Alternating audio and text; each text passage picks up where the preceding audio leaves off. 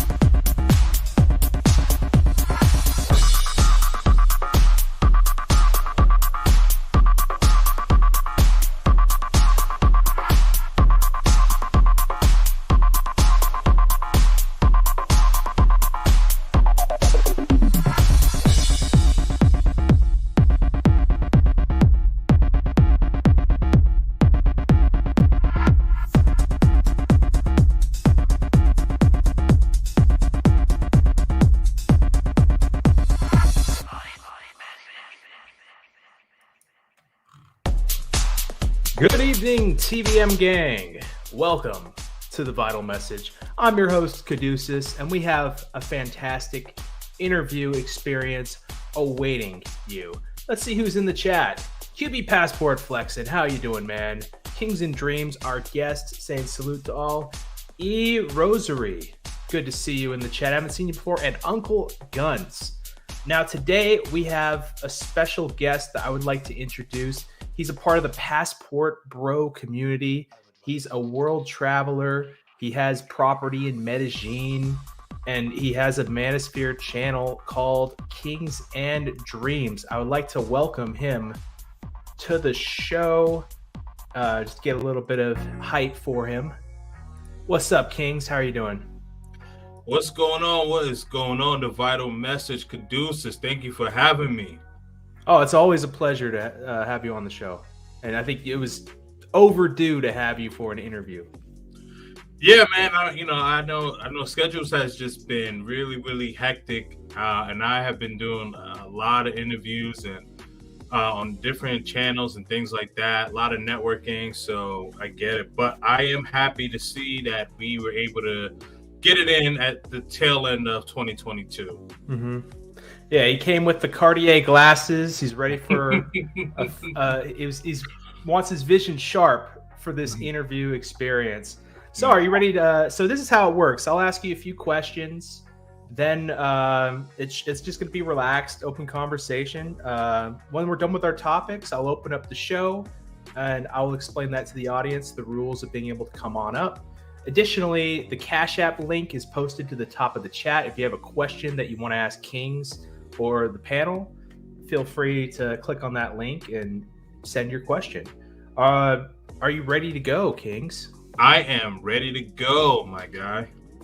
All right, let's get this going.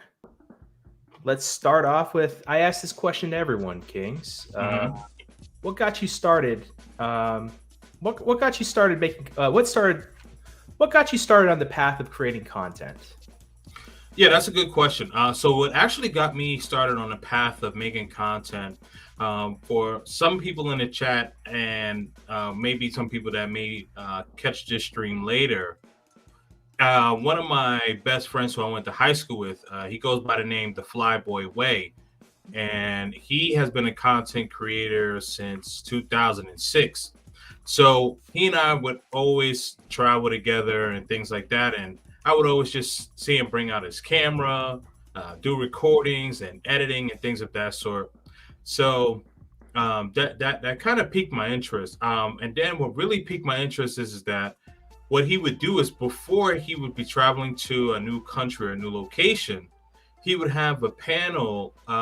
He would have a panel of people who have either been to that country or who are either in that country, and just have a conversation about the food, the education, the ladies, things of that sort. And so he would pull me up on these panels. So they knew me as King James, and that's my first name. So I was like, he said to me, why don't you become like a content creator? And I was like, well, what am I going to name myself? So I said, okay, well, people want to live their dreams. and I nicknamed myself King James. That's how I combined Kings and Dreams together. Oh, I see. There's Yep. a story behind the name here. Right, right, right. Yeah. So, Flyboy Way is kind of what your introduction to the space. Was he kind of like your bridge into making content, or was he your Yes. bridge also into being in the travel community? He was my bridge into making content, and then I guess that's a tricky question. So, in reference to the, I guess, newfound passport community, he would be my bridge. But I've had my passport since I was 3 years old, so I've been traveling before Passport Bro was a thing. Yeah, yeah. So it's just like he helped you find your people. It's not necessarily like you've been doing this long before you met the passport crew. Correct. Correct.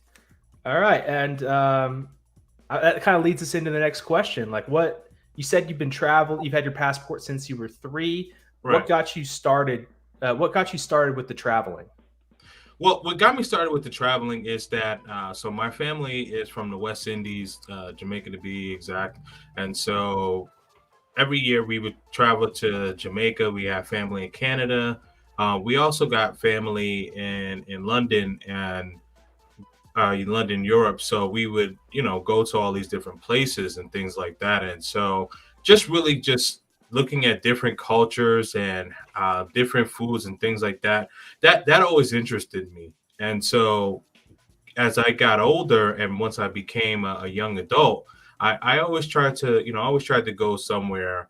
Like I would go to Canada a lot. Montreal and Toronto has very beautiful scenery, more ways than one. But definitely, it's definitely like traveling. I love it, getting those new experiences and meeting new people. I'm a very much people person.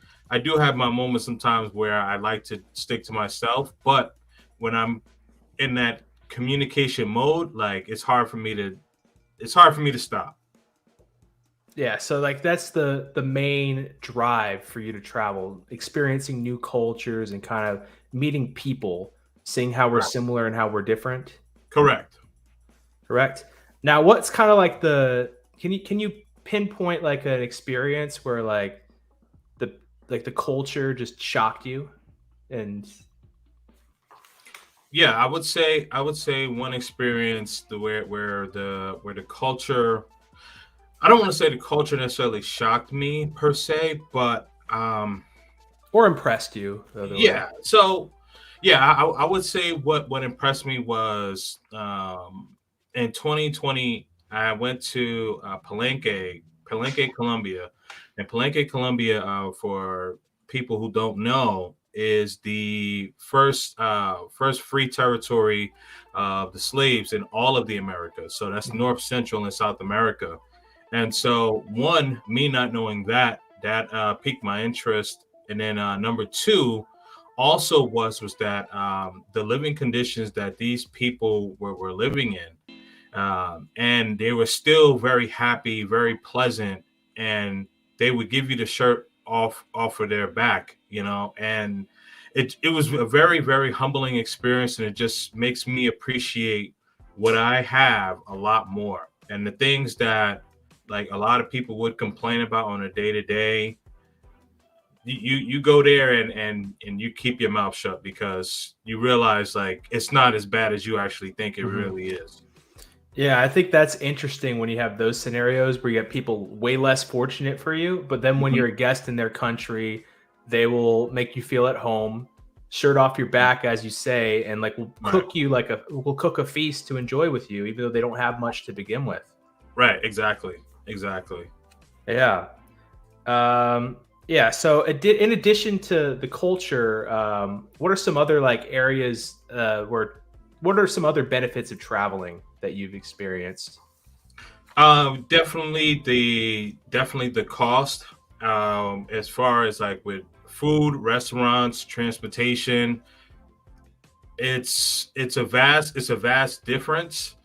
and you like the U.S. dollar is strong, especially now with what's going on with uh pre and post the beer bug. I don't want to get your channel dinged, but you know what I'm talking about. I know what you're talking about. Right. So that also has helped when it comes to that and pricing. Also the infrastructure, like a lot of these places that you wouldn't think have modern infrastructure really do, and they have restaurants, they have malls. It's very popular. Like the only thing that I would say, like when it comes to like sneakers and stuff like that, like I know like Nike and Jordans are big here, like in the States, but our Adidas is really where it's at over there. Mm-hmm. Like if you have a pair of Adidas on, like you're the guy or gal. Speaking of gals, the ladies as well. So that's another cherry on top. Yeah, it's interesting, like what sort of how status symbols differ, yet they're kind of the same. Like how they look at the same things, but like different characteristics are viewed. So like instead of having like the nice like Jordans and Nikes in the US, it's the Adidas. Probably due to the soccer being huge everywhere. Exactly. And what about other areas that people don't think about, like real estate or like clothing, jewelry? Yes, absolutely. Jewelry, clothing, cost of living is very much affordable. Where like you can live in what would be an upper middle class neighborhood, and you could be making an average salary comparable in the States. So like the average salary in the States, depending on where you live, but it's about what, like 45, 55, annually. So if you're making that over there, you can live in one of like the higher price areas. Like for an example, in Colombia, they have like different sections and they call them stratas. And it's basically like a different area. So like it's 1 through 6. So 6 being the highest, which is like the higher end. And you mentioned earlier, like I have an apartment in Medellin. So I'm in strata 5, which is El Poblado. So in my apartment, I'm paying $750 for rent, and I guess with cable and everything, it probably comes up to like $775, $780, or what have you. But it's still very nice. It's a 2-bedroom, two master bedroom, 2 full bathrooms, kitchen, living room, balcony, and a jacuzzi. So, oh wow, yeah, you can't. Yeah, that's cheaper than what I'm paying here, and I just got like pretty basic amenities here. Right. So, and you're in the from what it sounds like, you're in a good location within Medellin as well. Right. So as I was saying earlier, like they have like the 6 stratas or locations, if you will, and so El Poblado is strata 5. So I'm right there. Okay, so strata 5. So like, is it just they name them different numbers, just kind of like location 1 to 6, or do they go up in class as you go up in number? Yeah, they go up in class as you go up in number. So like if you're in strata 1, you're in the hood. Mm-hmm. You're in the hood. Strata 2, strata 3, you're kind of like in the middle. So you have like the working class people, if you will, and then strata 4, which is another place called Laureles, which is good, and that's more like the I guess you would call them like the middle to upper middle class, where the Colombians live. And then 5 through 6 are where you will start to see like the upper class Colombians. Like they're driving like the really nice cars, and they have houses and apartments and things like that. So yeah, that's pretty impressive, though, that you could be in a richer part of town for um, 700, 800 bucks a month. Right. And when you're out of Colombia, are you able to sublease that and get some of that money back? Yes. So when I'm not there, I turn it into an Airbnb. I would recommend anyone, if you are a traveler, and like for me, I'm not able to live there full time because I have a young son who is 8.5 years old. So when I'm not there and I'm traveling there as often as I possibly can. Like, it costs money to travel, so why not have the money work for you, right? So what I mean is that if you're traveling somewhere, um, anywhere between 6 to 8 times a year, plane ticket, cost of transportation to and from the airport, all of these things, you gotta have food while you're there and things like that, right? So why not put yourself in a position to where you don't have to spend your own money? Yeah, that makes a lot of sense. And having that apartment in Medellin, you mentioned that you want to be a world traveler. Is Medellin a good stepping stone for South America in general? If you want to travel to, let's say, Brazil, Peru, Argentina, other places? Yeah, definitely. There's some things that's going on in Medellin. Well, really, the country of Colombia. They just got a new president, and I believe in June. So they just got a new president in June. So, with the beer bug, the economy has kind of taken a hit.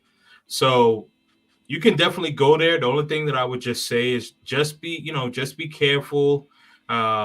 If you are a savvy person, man and or woman, then make sure that you use your savviness. Hmm. Yeah, can we explore that a little bit? Like, Yeah, do people like what are some ways to avoid becoming a mark as a tourist or as an expat? yeah. Well, when it comes to on the dating realm, fellas, do not use Tinder. I repeat this again. Putting that one up here. You who are watching later, do not use Tinder. You will get caught up. I'm telling you, it's a bad deal. Another thing, if you are conversing with a female and she asked to bring her friend to hang out and you didn't ask her to bring a friend, that's a red flag. Uh, also, also, if you are having a drink with this woman, do not turn your back for any second. If you have to go to the restroom or whatever the case is, either finish the drink or when get another one. Don't worry about it. If you gotta spend more money will save your life. Trust me, Mhm. because there are some people who really have not, who are no longer here with us, unfortunately. Yeah, and a part of the watching your drink, I think that's good advice wherever you are, Right, stateside or international, right. but especially in Colombia. What are your thoughts of the scopolamine drugging issue that's been going on? It's a huge problem. It's a huge problem, and a lot of a lot of guys. It's happened to a lot of guys. I've heard like a couple of females, but it's probably like less than five. And with the guys, it's closing on like 30, I believe, or maybe even higher than that. I got to check with Razor Rays, but on a serious note, it's one of those things where like men men go over there and they get blinded by the beauty and the booty, and it's like you lose your inhibitions. You still Hmm. got to stay on point. You still have to have that awareness about you. You're not in your country. but even even if this was in the States, it doesn't matter. You still have to have an awareness about you, and everyone everyone is not going to see you as a potential good person. There are some people that are just opportunistic. Unfortunately, this is the world that we live in, and we just have to make sure that we remain smart and aware at all times. Yeah, I think that's a great piece of advice, like wherever you are, Right. and about knowing where you are. And since you have that place in Colombia, what about ways that you can move better in the local culture? Do you work on your Spanish during your free time? Yeah, I work on my Spanish during my free time. One of the things that I would recommend, like if you're going to a Spanish speaking country, like anywhere like in Central America or Portuguese in South America, for Brazil specifically, Hmm. um, like a good way to practice is to watch like one of like a movie or a television show, or surround yourself with Spanish speaking people. So this way you can really understand the language in in real time, different dialect, and just how they Hmm. communicate. Like a lot of people who have learned English, like you ask them how they learn English and they say, oh, I watched movies, or I watched this television show, or whatever the case is. And it's the same way for us who are English speaking people, which is our first language.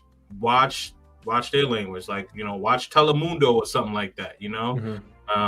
It's all good. Just keep working at it. And well, what I would say is that, like, the more Spanish you practice on a day to day, the more you get it, the more you understand it.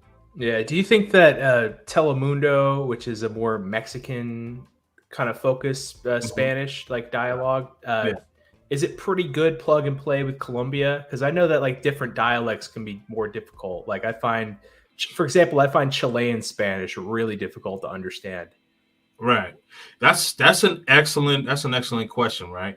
So it's kind of like in the West Indies, like how like in Jamaica we have Jamaican patois, but someone in Trinidadian, they have their own kind of, they have their own patois. So there's certain things that they'll say that'll be different, right?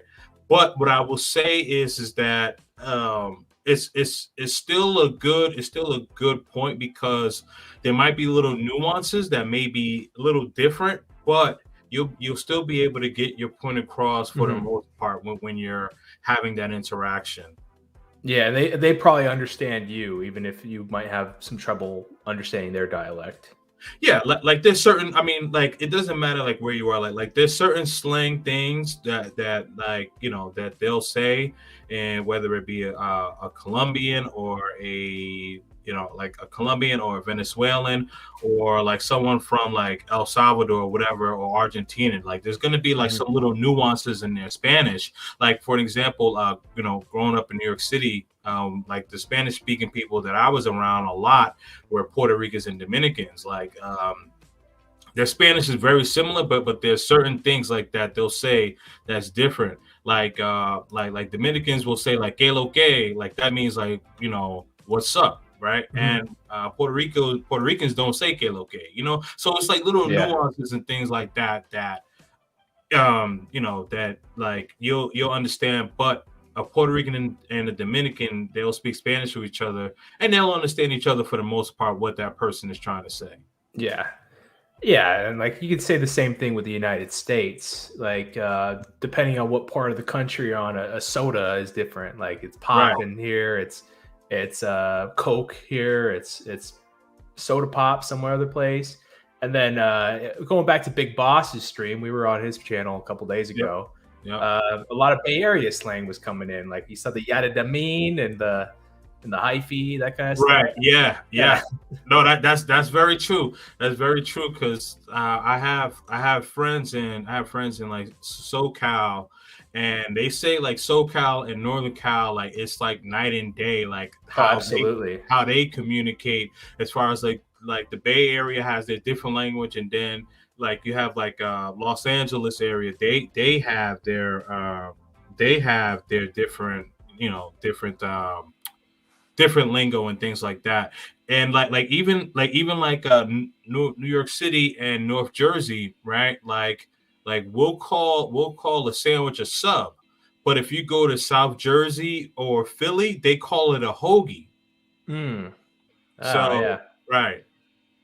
Yeah, there's a lot of different terms you use. You don't have to go very far. And that NorCal, SoCal thing, I can elaborate on that. There's a lot of cultural differences. Like you Right. notice, like if you have music and if you got music and people are partying, it seems that the Northern California is more like get up and bounce around and go wild, while the SoCal is more like kind of chill. Right. And then you'll see just how they eat a burrito. Like Right. the burrito, Northern California, it's like rice beans, like the meat, cheese, whatever. And Hmm. then SoCal, they put like French fries in their burritos, like that kind of thing. Oh, wow. Okay. Yeah, Yeah, that's cool. That's good to know. yeah. So there's like bunch of differences all No. throughout.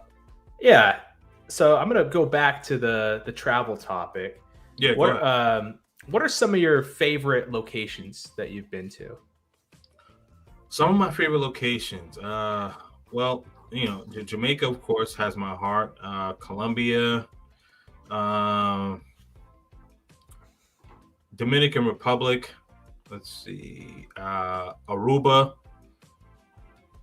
Um, and I also like. I also like Bermuda as well. Bermuda. Yeah. Okay, out in the a little bit more north and out in the Atlantic. Yes, correct. Yeah. So a lot of the Caribbean. Yeah, yeah. Well, I have that, Caribbean vibe and stuff like that. You know what I mean? But like, I would say, um, like weather-wise, my favorite would probably have to be Medellin. They call Mhm. Medellin the city of eternal spring, and it's just very comfortable weather all year round.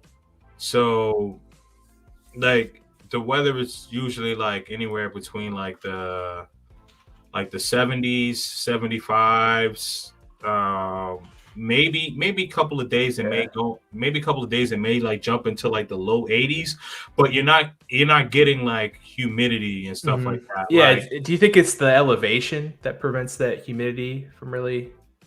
yeah, that could definitely be it. That could definitely be it.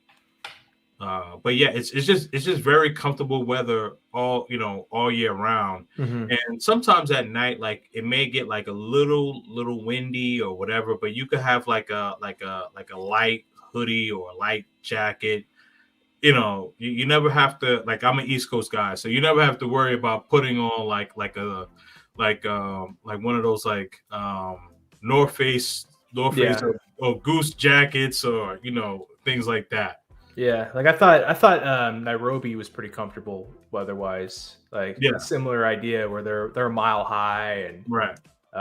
like in a tropical area, but like high up to where you don't get the humidity Hmm.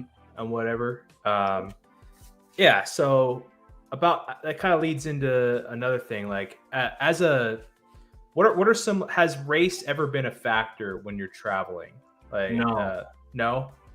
no, no. That's a pleasant, that it's very pleasant because we just looked at like as American, or American, or we live in America, what have you. It's just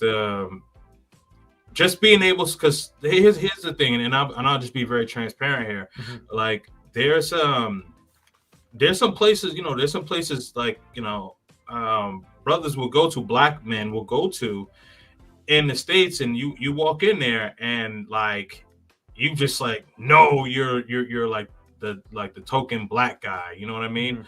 And it's uncomfortable. But like when you go into places like whether it be Colombia, Dominican Republic, um, well, Aruba, whatever, like you are just looked at just a person from the States, and you're treated with the respect. You're treated with a lot of respect. Okay, that's good to know for a guy that might be nervous about leaving his neighborhood. Right. There. And I got to go into the main criticism that the Pass Bros get. What are your thoughts about men? What are your thoughts of Passport Bros being criticized as guys going to third world places and mongering? And I'll give you full screen so you can go off on these fools. All right. Well, I guess this is a prequel to Winter is Coming Part 2, huh? But so the thing is that like a lot of Passport Bros are not traveling overseas to strictly monger. Are there some that are doing it? Yes, but the vast majority are not doing that. And also another thing, I know you didn't mention this, the vital message, but criticism is that guys are unable to obtain women in the States, which is further from the truth, because there are a lot of brothers who can get women in the States. They can get women anywhere. But the thing is that a lot of us travel for peace. And the thing is that in the Western society, a lot of the ladies have not been peaceful. So a lot of the criticism has come back from, for the ladies. Or if we're going to talk about men who pander to these ladies, son husbands and things of that sort. And they think, we're disrespecting a woman, or you can get this woman down the street, or whatever the case is. Like, okay, here's the thing. I understand that there are some good quality women, and I talk to some of these women on a daily basis. Cool. But the thing is that if the majority of the women are not quality, why not? And we have the resources. Why not take our talents overseas to where we are appreciated, not just tolerated? That's the thing. We work hard. We obtain our resources. We want peace. So if you're not able to give us peace, then peace. That's that. That's facts. That's facts. That's facts. There you go. So I'm going to go check to see if there's any action in the Cash App before moving on to the next topic. Yeah. I think that was well said about there. There's a million reasons why you could travel. And right. even if that is the case, going for the mongering, like that, that's none of their business. That guy is going to spend his money how he wants to spend his money. Right. Yeah, no, absolutely. My only thing, and I mentioned this on my stream on Saturday, for those who didn't catch it. My only concern is that when just be careful and protect your resources. Don't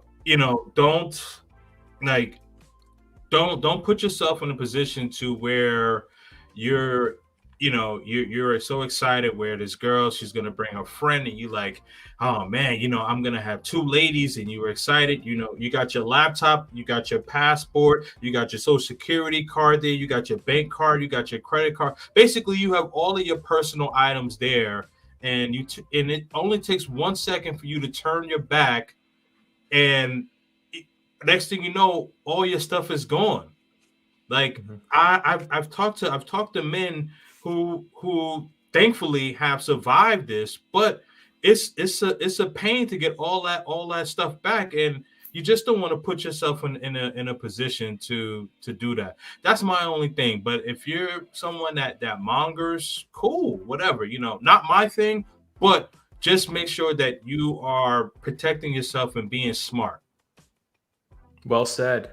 All right, we're going to move on to another part. Let's just thoughts about the manosphere in general. You identify with Red Pill, correct? I do. Yeah, and what got you started with the Red Pill? Let's see. What got me started with the Red Pill? I would say like really probably in high school I was probably purple pilled, but what made me lean more red was I can't name like one particular situation. I can name like a couple, but there was one situation where I had liked this woman. And I had sent flowers to her job, and like basically like it turned her off. and I was like, oh, like that's a bad move. Ooh. And then you know, then like telling a couple females like how I felt too quickly, and so I'm like, okay, you know what? I got to get rid of this purple and start becoming more red. And so once I just became more focused on my goals and what I need to do, and less focus on the ladies and more focus on what Kings has to do in life as far as obtaining resources, becoming the best version of myself. I realized that I actually got more ladies coming to me as opposed to me chasing them. Okay, so you found that like chasing women was derailing what you could have built Yes. there. Interesting. I want to move forward. You have a show on your channel, multiple parts, called Unite the Manosphere. Right. Could you explain the concept and what you do on that? Yeah, absolutely. So unity in the manosphere, it's a concept that I came to, and really what it's about is just understanding that there's different pockets within the manosphere, if you will. And like men, we need to have each other's back, even if we disagree, because from the longest time, probably even before a lot of us were born, daytime television, movies, Lifetime TV, all of these things we're putting women in a position to really, we're really. I don't want to say that word. Let me figure out how I can say this one. Okay, I got it. We're really putting men in a lesser position, right? And so that's the thing. Like when this manosphere, if you will, came about, this is a platform where men can congregate, share ideas, not only just about women, but finance, about fitness, about mental health, and really being able to come to each other. Because in society, like men, we got to be tough, and we don't have any feelings, or we don't have any emotions, which could be further from the truth. We do have feelings, we do have emotions, but we do know that you know um not all women, but like sometimes we would confide in a woman and we would say things, and then that woman would lose respect for us, or when she's upset, she would throw it back in your face. Mm-hmm. So the thing is that like this space is supposed to be for all of that.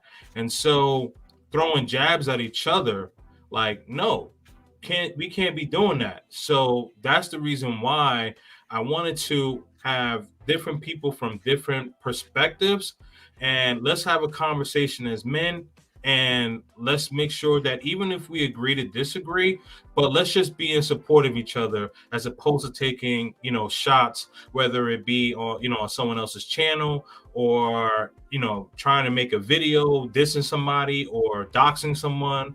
Like it was a lot of it was a lot of feminine traits being displayed in a masculine realm. And so my thought process was to, okay, how can I help these brothers redirect themselves to what we are really about?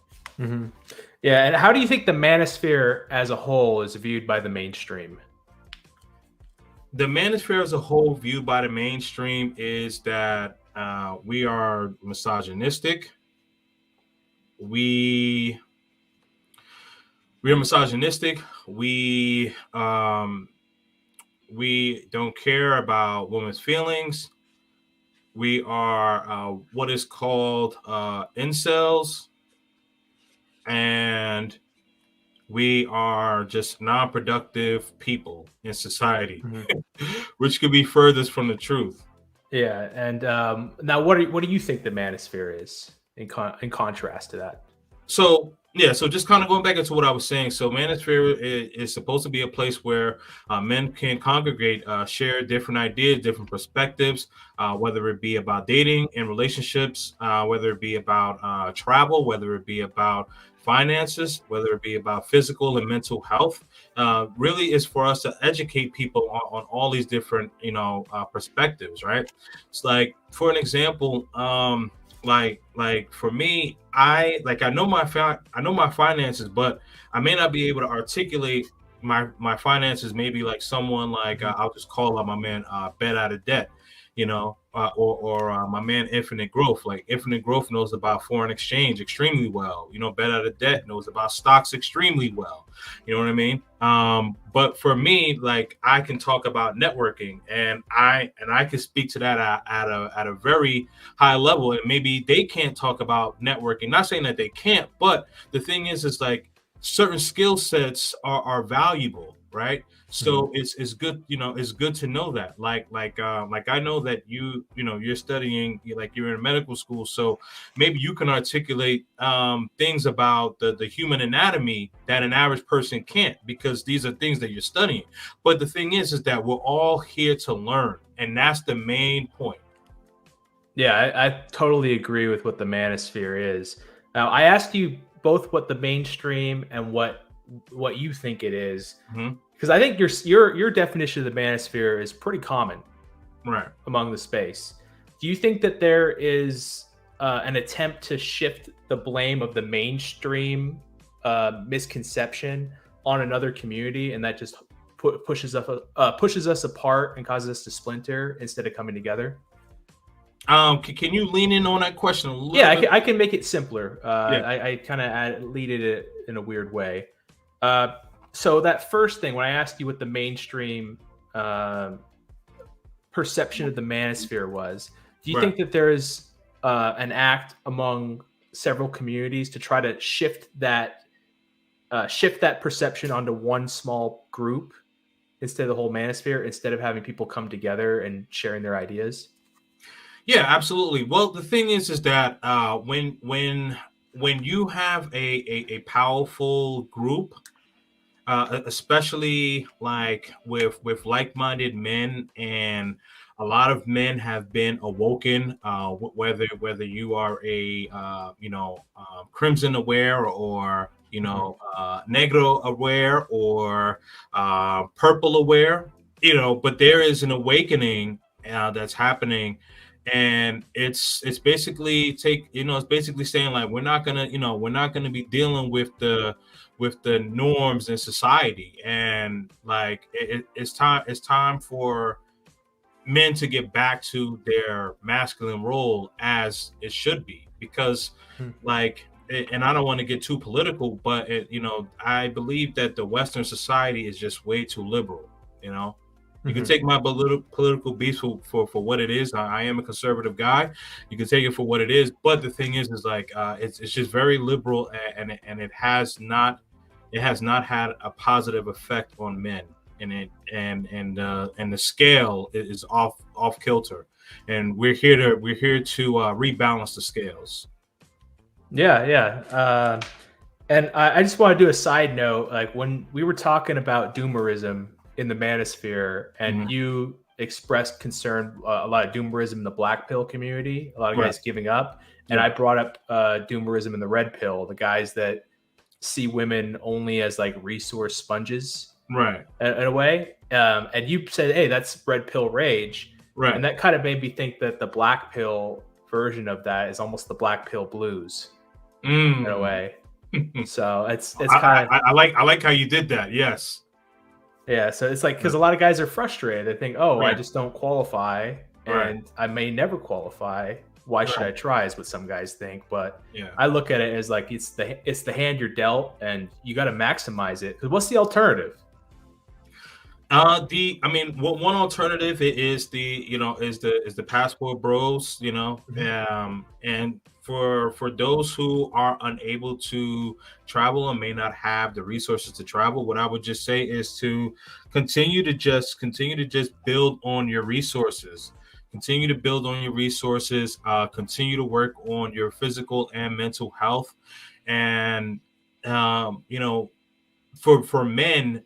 And it's just to be completely transparent, our shot clock, if you will, span is longer than women, because the thing is that women earn their value early. Men, we earn our value later. So it's like, if you're a 25-year-old, young man, and you're like, oh, I'm never gonna get woman, or whatever the case is, you may not get that 25-year-old baddie until you're like 40 years old. But still, but you could be 40 years old and look like you're like 25, 28 years old, but you just got to keep working on yourself. You got to keep working on yourself, because the thing about it is that the more if you are a man watching this, I'll say this: the more you are chasing women and not chasing your goals, you are only going to hurt yourself at the end, because women like to chase men who have goals, and woman can smell when a man is on his purpose, especially if a man doesn't care and he's just focused on his business or whatever the case is. And basically it's like this: when you keep a woman on her toes, it's a good thing for you.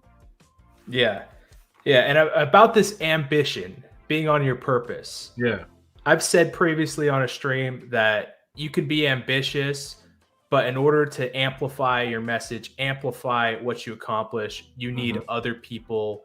You need to work with other people. And you said that you excel in networking. Yeah. So I'd like for you to share some insights, and even including your background with marketing. So we start with the background in marketing. Yeah, absolutely. So, so the thing is that when it comes to marketing, I come from a promoter background. So I have been doing, so I'm 37 now, I'll be 38 in February. And so I have been throwing events since I was 14 years old. And these events, they weren't like, 100 or 200 kids. Like, these events were big events for, where it would be anywhere from, 700 to 2,500 kids, and I was a large event. Yeah, so yeah, exactly. So and I had a lot of when I growing, I had a lot of social anxiety when it came to talking, speaking to women. Now you can't get me to shut up, but but the thing is, like, and this is before social media. So when you had a flyer, you couldn't just go to Instagram or tag their ad or Facebook or any of that. So you actually had to engage in conversations with these people and convince them, okay, why should I come to your event, and things like that. So that's one of the things that helped me get over my social anxiety. And then when it comes to networking and marketing, so I'll tell you. So when I first went to college, I went to school. For computer engineering, and like I just wasn't interested. I wasn't doing well, and like I basically failed out. And so like a lot of my friends were like, "Why didn't you go to school for like business management and marketing?" And I'm like, "Why?" And they're like, dude, you throw events and you talk to people, and you get the DJ, you get the you know how to talk to the security. You basically working with all these people. Why not do that? So I was like, okay, you know what? That's true. So then I went back, got my bachelor's degree, went for business administration and marketing, and so just networking with people. Fast forwarding to today, networking with people is very important, because the thing about it is that like it's very difficult to get to a plateau that you want in your life by yourself. And it's very good to help out, to help people. And one of the things that you have mentioned on Saturday, you said an equal value exchange, right? So, it doesn't even have to be equal. It's just as long as both sides. Yeah, right. It doesn't necessarily have to be equal, but it could just be, just bring some value. Don't just take and not give something back. Don't be greedy. You know what I mean? Like, and kind of like the Discord that we have, or the groups that we have on Instagram, and then I'm also in some WhatsApp groups with with content creators, and it's just good to just share ideas and different perspectives, and each one teach one, because like for an example, like I mentioned with my man Tada in Infinite Growth, like I don't know much about foreign exchange, but he's gonna help me get into foreign exchange, because how I've really been doing well financially, outside of my career, has mainly been sports betting and investing in stocks and things like that. So now it's like, okay, like now I want to maximize more of my potential. So like, and then let's just say you, for an example, like you say, um hey, like I'm trying to get like this, panel going on, and I want to talk to, some people that are in the medical field or whatever the case is, and this is something that you want to talk about, right? And so I know people, who are doctors, who are in the medical field, so I could say, hey, you know what, the vital message, hey, I got this person for you, this person Mhm. for you, that person for you, you know, you know what I mean? So like Yeah. yeah, so everybody's doing some sort of contribution. Yeah, yeah. Like there's always a way to benefit, like work by working together. Like as long as you aren't just Yeah, take, take, take. right. And like there's another philosophy that I think we share Hmm. um, about there's enough for everyone being able to eat. Yes, absolutely. That's the thing about it. That there's so many. I mean, you look at like, and I'll bring it to sports here. You look at so many like sports leagues, league owners, and all of these things. So many of these men and some women are billionaires and millionaires, and like they're making all this money. So we don't have to have that crab in a barrel mentality to where we're trying to leapfrog over each other. Okay, you know what? So if someone like if someone is a little close to the top or whatever, push them up to the top. Then when that person gets to the top, okay, pull the next person up, so Mhm. on and so forth. Like in music, I'm a hip hop head. Like one of the things that upset me about when it comes to New York hip hop is like we were so divided, and like New York like had a stranglehold on hip hop for a long time, but the South, they were able to really combine, and you had big heavyweights on doing collabs and doing all these songs, and you look at all these heavyweights, all of them are rich, all Mhm. of them are rich and doing extremely well. You know what I mean? Like like you look at like what Lil Wayne did with Young Money. You know what I Oh, mean? Young Money, and then there's a bunch of different crews that form Right. up. They Yeah. all they all Right. get their shine. They all get their bag. Right, exactly. Young Money, Maybach Music, we the best. I mean, I could keep going and going, but you know what I mean. I don't want to dilute from what I'm saying, but the whole point about it is that have that collaborative effort, right? Have that collaborative effort, and if someone is closest to the top, push them to the top, and then so on and so forth. Yeah, I totally agree on that front. Right. Uh, yeah, and I think it ties into if you're familiar with like Kantian philosophy, Mm-hmm. where it's like you don't want to treat people as a means to an end. They have to be an end in themselves. There, Yes, like I agree. I agree with that. I agree with that wholeheartedly. I agree with that. Don't treat don't treat people as as they're expendable, because the thing is that you never know what that person is going to become. Could be a year, 2 years, or whatever the case is. So like let's just say for an example, let's just say for an example, like let's bring it to YouTube, right? Let's say there's a content creator, probably dropped like 500 videos, but only has like 200 subscribers or whatever the case is, and people are like, man, I don't want to go on that person's channel. They're not getting views or whatever the case is. Next thing you know, they just drop like this, they go viral, and next thing you know, they jump up to like 100 some subscribers, and 100 subscribers, then jump up to 200, 300, 400, whatever. Now you're chasing them, but it's like, no, now they're going to be like, no, because when I was asking for help, you didn't want to help me. So it's like, you never want to turn your back on people. You never want to turn your back on people. Like, now if that person is a grimy person, of course, then yes. But if that person, if that person is looking for help and they're humble and respectful, then yeah, help that person. Yeah, and I think good faith collaboration is like, it's hard to find the person to link with. It's hard to find that. Yeah, absolutely. Like, and I'll be transparent here. Like, I don't care if I jump up to a million subscribers. If there's someone that I rock with it, and you got my ear, Self got my ear, a couple other people got my ear, but you know what I mean. And you say, hey, Kings, like, this is a good person. Look out for them. I'm gonna look out for them.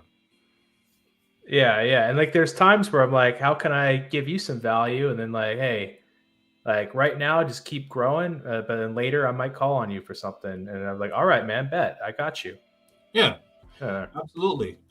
Like right now, you're trending on you're trending on 1,000 subscribers. So speaking of that, please don't be a shadow watcher. Subscribe to his channel. Share the video. Even if you are subscribed, share the video to someone who is not subscribed to the Vital Message. Let's get him to 1,000. Y'all need to stop playing around. Let's go. Hey, thank you so much, man, about that.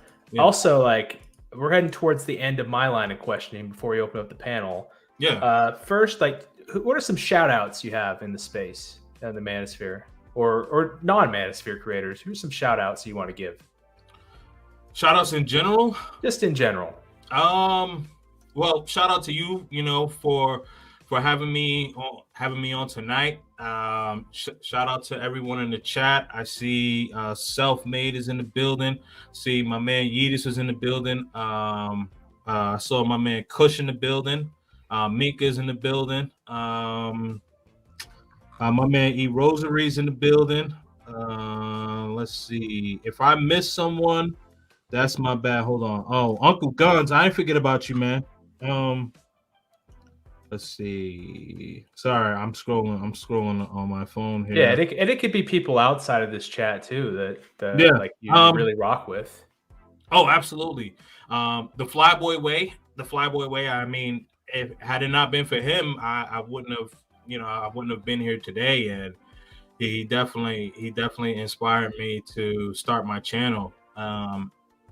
I would just go on the panels and just say like what I thought, and he's like, man, like you make some good content, and he said you would make some good content, and I was like, okay, cool.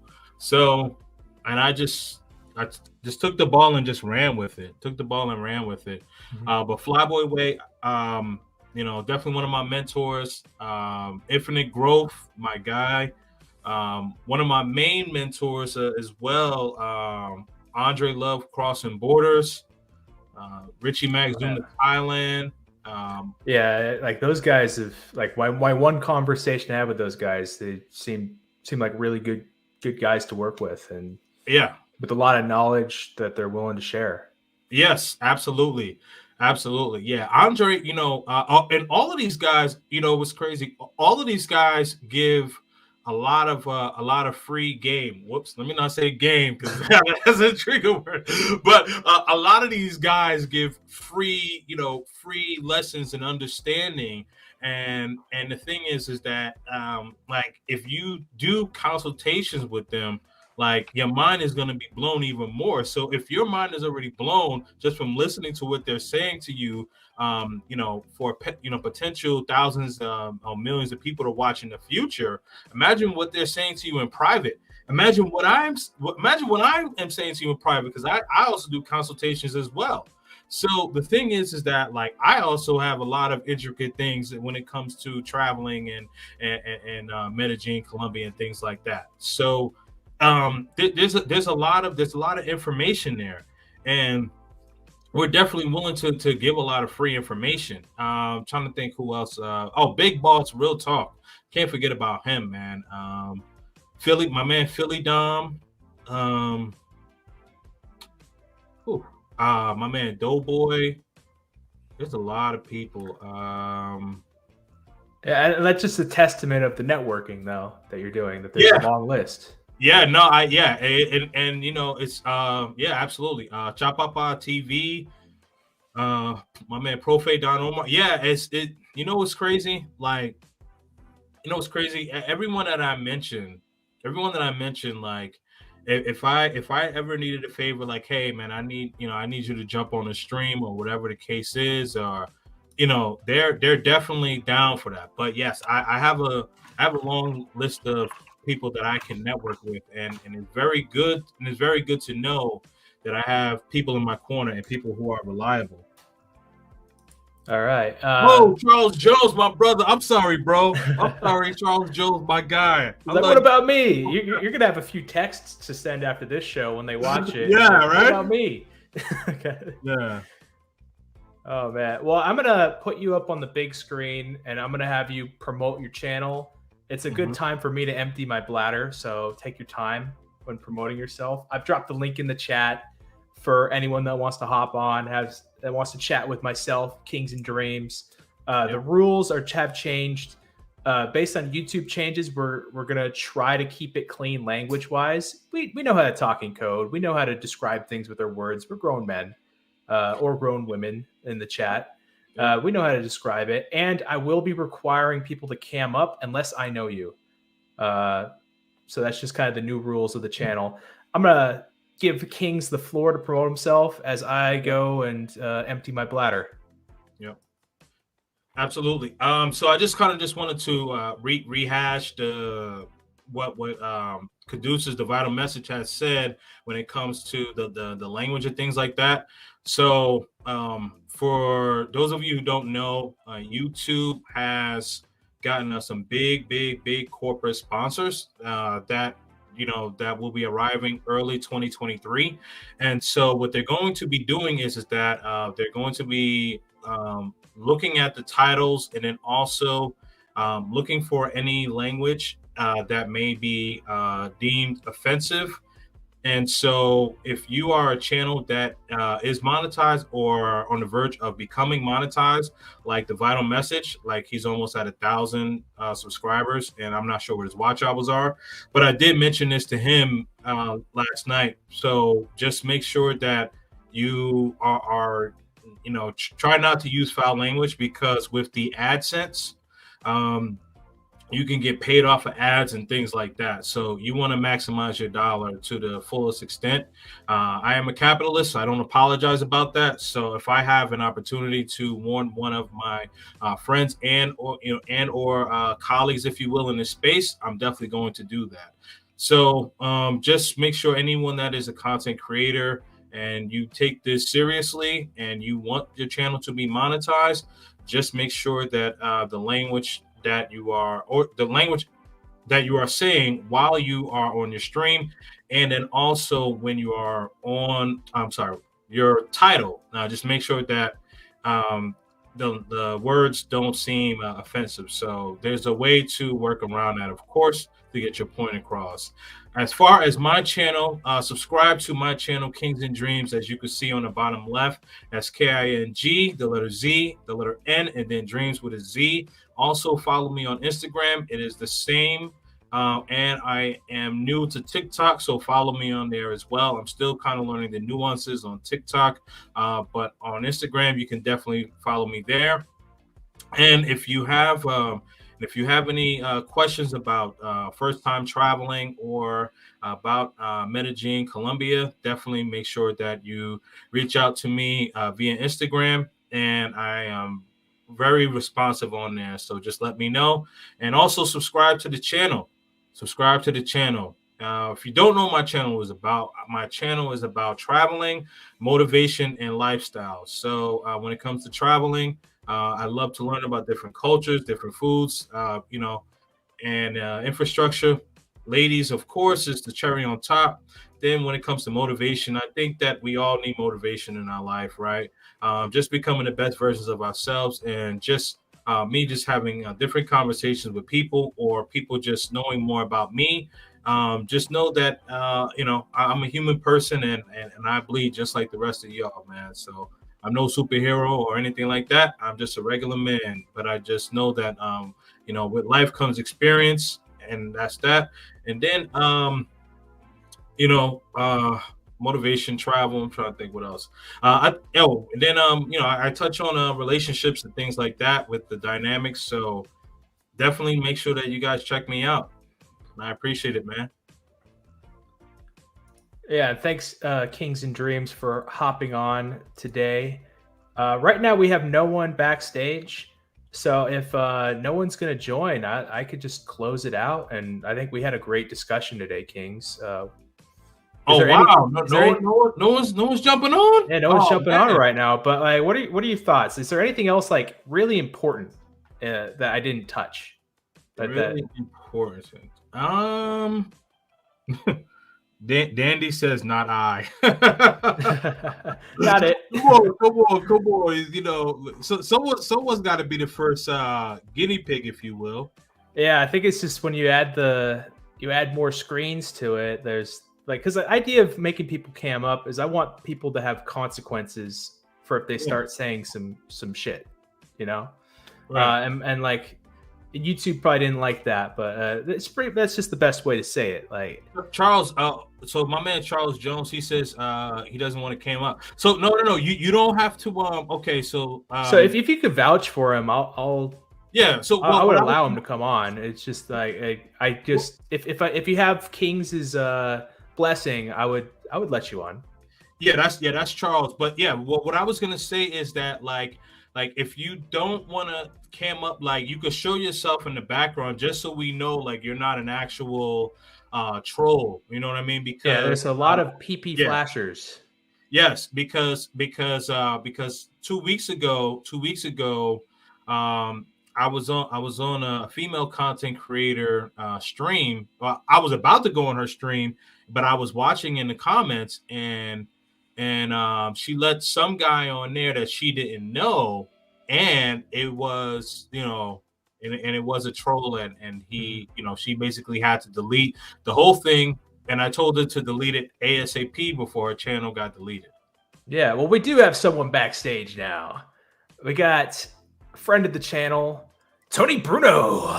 Hey, my guy, salute, brother. Good. How's everything going? Appreciate you, man. Yeah, good.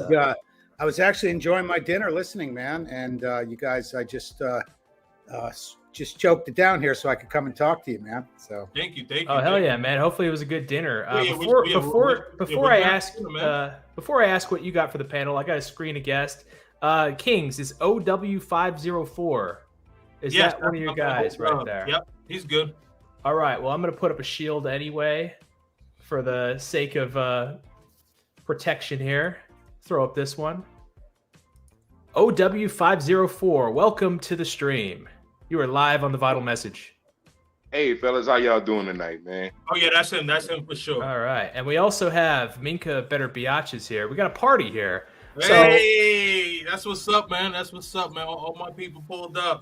Had to. Hey. Absolutely had to. Yeah, man. This is a really, really good interview. I like the questions. Kings, always a pleasure.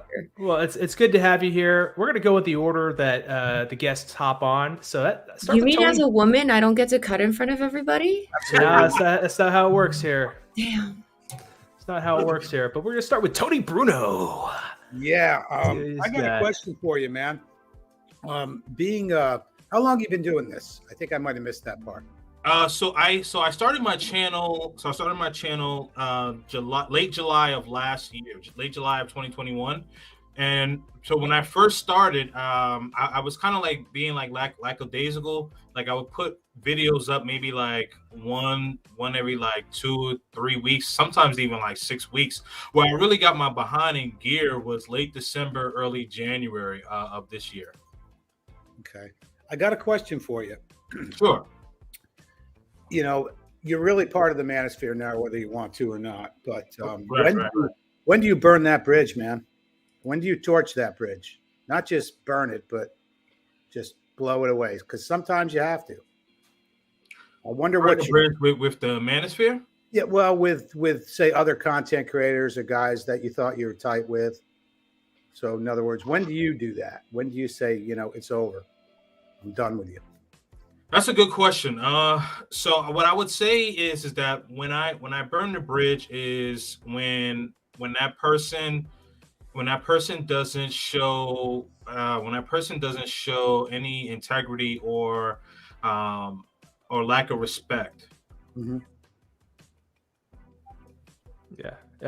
Does that was that a satisfactory answer, Tony, or do you want to No. follow up? Oh man! Oh, Tony's grilling me for real. No, I'm just curious. I'm curious because Yeah. the more attention you get, the more you get out there, the more hate you're going to get, the more people are going to come at you. So that's Right. really the question. Yeah. Let's say you've worked with somebody and they turn on you, or let me say this, Mhm. you find out somebody isn't who they say they are. Okay. How do you deal with that? That's kind of, in other words, when do you burn that bridge and just say, we're not swearing here tonight, right? Yeah, we'll try not to. I did When you once, say but frig 'em. When you say frig 'em. yeah. Yeah. That's a good question. Well, what I would say is that, like, if someone isn't who they say they are, I would just be curious as to why do they need to put on excuse me, what's the point of putting on a facade? Because the more popular you get, as you mentioned, the more people are going to try to come after you, and they're going to be people that are going to dox you and things of that sort. So it's like you're kind of setting yourself to run into a burning building. I just don't understand the logic in that. Yeah, but I think in this space, and we all know people all over this manosphere space or all over YouTube that do not live the lives that they say. They kind of mold Right. themselves to their Right. audience versus being authentic, being genuine.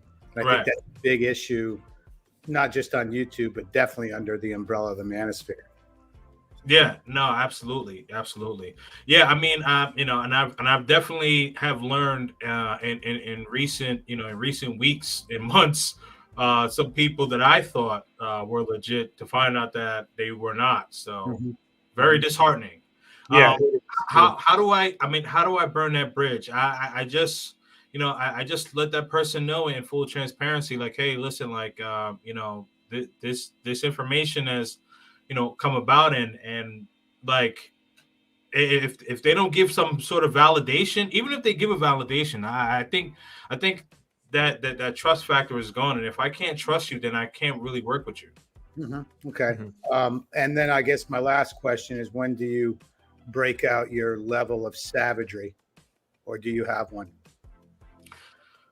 It would depend. I don't know if I would have like a level of savagery, because my thing is that I would really just want to just keep it pushing. Right now, someone comes after me, and depending on the level of what it is, then maybe I'll have to clap back. But one of the things that I did like about the late great Kevin Samuels is that a lot of people took shots at him, but he really didn't take shots at anyone else. And I mean, he didn't take shots back. He just kept it moving.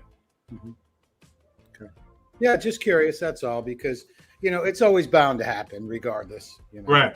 Absolutely. No, great question though. Great question. Yeah, but I appreciate your content. I've checked out your stuff, really cool. And like I say, we already started a little networking, and I hope I can help. Yeah. I got you. Absolutely. Yeah. I just didn't want you to say what it was, but yes, thank you. I definitely won't. Yeah. Yeah. Oh, okay. I was like, no, Tony, don't do All it. right. Thank you, Tony. Yes, thank you so much, man. Before we move on to questions, OW, and nice to meet you, OW, by the way. Do you want me to call you something else? Or do you like being OW? OW is fine. That's my the initials to my real name, so I go by OW. Everybody that knows me in the space call me OW. So all right, then we're going to call you OW here. But before we get to your question or your comment or your grievance, I'm gonna welcome on Tony Satan here, and they did cam up, verify who they are. Welcome to the panel, Tony Satan. Hey, how's everyone doing? Hey, how you doing, Tom? What's going I'm on? doing pretty good. I'm just trying to take souls. That's all I'm trying to do right now. Oh, man. That voice sounds familiar, but yeah. All right, could it Tony be? Satan. But now OW is the front of the line. Do you have a question, comment, grievance for Kings and Dreams, myself, or the rest of the panel? Basically just a comment. Man, me and Kings and Dreams, we met a while back. He's an associate of mine. He's a good guy and whatnot. So basically, I was coming on the panel to support him.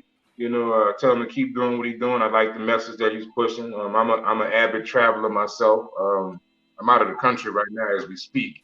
Oh, cool. And, I'm in Medellin, Colombia.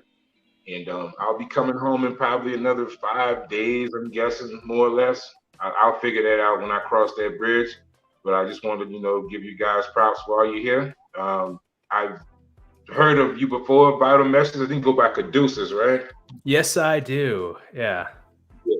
I've heard of your name before. So kind of familiar with your work, but I'm warming up to it now. You seem like a pretty good guy and whatnot. So, I subscribe to your channel. And I appreciate that, man. I appreciate that. And it's nice to meet for the first time. Oh, yeah. Same here, man. Same here. We might see each other again. Who knows? Who knows? You never know. Do you happen to have a channel yourself? He does. Oh, my fault. Sorry. Go ahead, bro. Yeah, I have a channel. It's my name, OW504. Basically, I started traveling back in 2018. The first country I went to was Brazil, so I have some information from Brazil. A little bit of DR, a little bit of Colombia, but pretty much that's about it. Yeah, I have to check it out sometime for sure. Try to give travel tips. Tell folks where not to go. Everyone's wants, where should I go? Where should I go? I tell you where not to go, so you can get back where you came from. Oh, yeah. Right. Say that. That's the thing. Exactly. And I don't know if you caught that part, O-Dub, where I said stay off of Tinder in Colombia. Oh, well, my in Medellin, that is. Yeah, man. I didn't catch it. I kind of came in kind of late on the show, and I saw you were up there. And I was like, it's my man Kings and Dream up there. And I started the link in the chat. So I'm like, hey, let me go up and give him a holler right quick, for a quick minute, see what's going on and whatnot. But Tinder's definitely a place you don't want to go at out here. Since I've been here, I've come across a couple of locals or whatnot. They may have been their first or second time here. And I try to extend the Olive Branch, talk to people, give them advice. Some will listen, most won't. But the first thing I'll tell them is Tinder. And believe it or not, the information isn't out there. There's still some people who come here who swear by Tinder. So, yeah, that's dangerous. Right, I think that's important though, to know what not to do. Don't make the mistakes that other men and maybe I have made. I think that's just as powerful as giving options to people. Yeah, right. Like the thing is, some people are just gonna do whatever it is that they want to do. But like, all right, let's say you meet a girl on Tinder or whatever, right? Fine. You use the app. You forget what O-Dub and Kings and Dreams is saying or whoever. All right, but the thing is, meet her in a neutral place. Don't have her come to your apartment where you have all your personal items, your money, your bank card, debit card, all of these things that you need. Right. So, and a lot of dudes will do that because it's like, oh, she got a banging body. She look good. I'm about to whatever. Right. And it's like, dude, you can't be doing that. Meet her at a mutual place.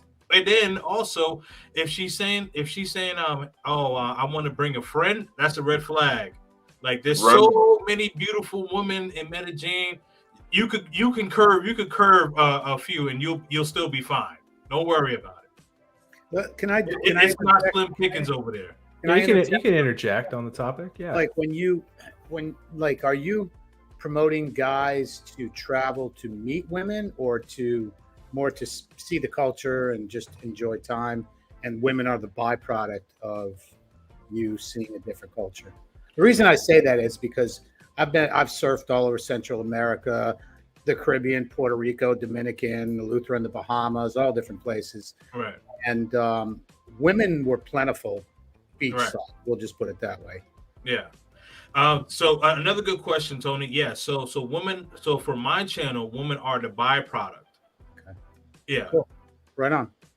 Yeah, that makes a lot of sense because my fear is that a lot of guys who aren't used to going to foreign countries are just like marks. They really are. Like Caduceus was saying earlier in the stream, you just have that look, and and being a surfer for years and traveling for surf, I think people might look at surfers different. It's just something that I've noticed. Right. Maybe a little more used to traveling. I think that's kind of I think in foreign countries, surfers get that. I think they get a pass where a lot of regular tourists don't. So, yeah, no, that's very true. But another thing that I would say is that with surfing, you're by the beach, and there's a lot of attractive women. So surfers are usually used to being around a lot of attractive women. And so some men are not used to being around a lot of attractive women. So like when they see that overseas, they get like pleasantly overwhelmed, but they lose their inhibitions. Yeah. And I want to give a shout out to our mods in the chat. Selfmade is on this panel, Uncle Guns, Jay Tahoe, several of the new wrenches that we've added to the TVM gang. I shout them out because I also want to ask them to drop the links to the channels to the panelists if possible, because we want to help each other grow here. Yeah, and I appreciate OW for showing up and introducing himself. Yeah, man, I appreciate you pulling up, OW. Thank you, man. Yeah, I'm going to use this as a segue to head out, but Caduceus, Vital Message, thanks for having me on. Kings, awesome content. Keep it up. Thank you so much. I appreciate you, brother. Thank you for answering my questions, honestly. OW, good to meet you. Minka, good to see you. And Tony, Selfmade, good to see you. Yeah, thanks for coming up, Tony. All right, man. Appreciate you, brother. Thank you. Have a good night. All right, and now Minka, you're up. Did you lose patience? Yeah, I can't believe you guys didn't put me first. Yeah, well, you have a request from the chat. QB says to smile. There you go. What up, QB? Creepy smile. Oh, listen, dude. I woke up from a nap. Okay, I got the notification, and I was like, "My guys are on." Hey. All right. What comment, question, or grievance do you have today, Minka? Well, my first grievance is that you guys didn't allow my entitlement to go first, but I did have a question that, in regards to Passport Bros, like, I know that you said that you make it more about the actual travel experience as a man, and I've seen that your channel also provides a lot of information for men on the financial side, how to be a man, like behavior, accountability. My question to you is, if they're not going down there with the primary focus of meeting women and just to travel, is it also that they're not, because the big thing that I've learned or understood from the Passport Bro movement was that they were going to overseas to find more traditional women. So where does that fall into with your experience as a travel bro? And then I have a follow-up question. Okay. So what I would say is that if the ones that are traveling and they want a traditional woman as the cherry on top, if you will, that's something that I'm going to help advise them on. I think that I think that what's important is that, like, don't just simply travel and look for the relationship. Let the relationship come to you, because what I've realized is that myself included, is that, like, when you're not looking for the relationship, the relationship will find you. But understand the culture, meet people. OW kind of mentioned it earlier. Like, he's been to Colombia quite a few times, and so he knows, like, locals and things like that. So, and what the locals will do is that they, like, they'll automatically want to introduce you. Like, if they like you and they respect you, whether it be a man or a woman, they'll say, hey, I got a cousin or I got a friend or whatever the case is, you know what I mean? And they'll introduce you. So like you already have that person's blessing already. So just immerse yourself in the culture, understand the mannerisms and things like that, and learn the language, or at least try to be conversational. I have a video on my channel where shout out to my homegirl Paola and Tours by D, but they're talking about understanding like they like salsa dancing and bachata and and merengue, but just learn. You don't have to be like a master at it, but show the effort in understanding the culture and all of these things, and then the people will look out for you. And it's actually better when you find someone that way, because now like that this woman, you can actually have some trust in her, and this is not going to be a Tinder fumble. Tinder fumble. I like Tinder that. fumble.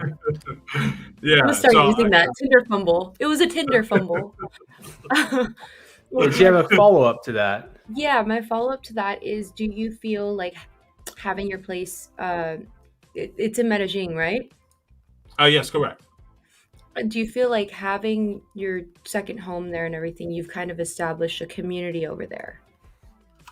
Yeah, a little bit. Yes, I have. Yeah. So thing is that like I'm not there full time because everyone knows I have a young son. But yeah, I mean, like in that area, like I know a lot of people. I know like a lot of the shop owners, restaurant owners, and things like that. So like when they see me, they're like, oh, it's hey, and whatever the case is. So like they always show me love. They always show me love. So it's good to know that. Like the thing about it is that now despite like what's going on when it comes to the scopolamine and things like that, like that's really just kind of in one concentrated area where like you have like the Parque Yetis area, where like that's kind of the red light area of Medellin.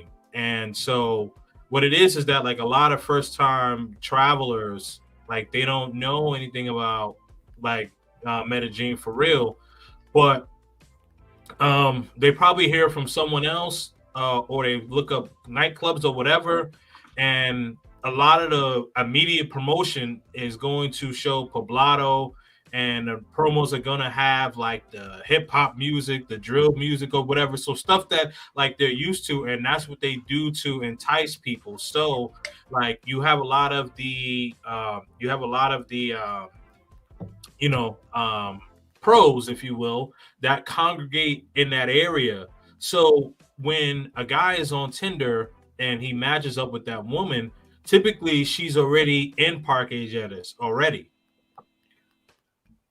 I guess my question for asking that part was really like, as I've traveled overseas before, and I find that when and I don't think this gets talked about enough, that like when I go and stay at the resort and I'm going to like the cool places, the touristy places, it's a total different experience than when you make friends with the locals, the owners of the bar down the street, or you make friends with the taxi drivers or the Uber drivers or whatever in that country. I feel like you get much more of a not only safe experience, because usually like people are trying to help you out and tell you where the cool spots are, but then you also get more of a respect factor as you're a part of the community as opposed to just going to the touristy spots.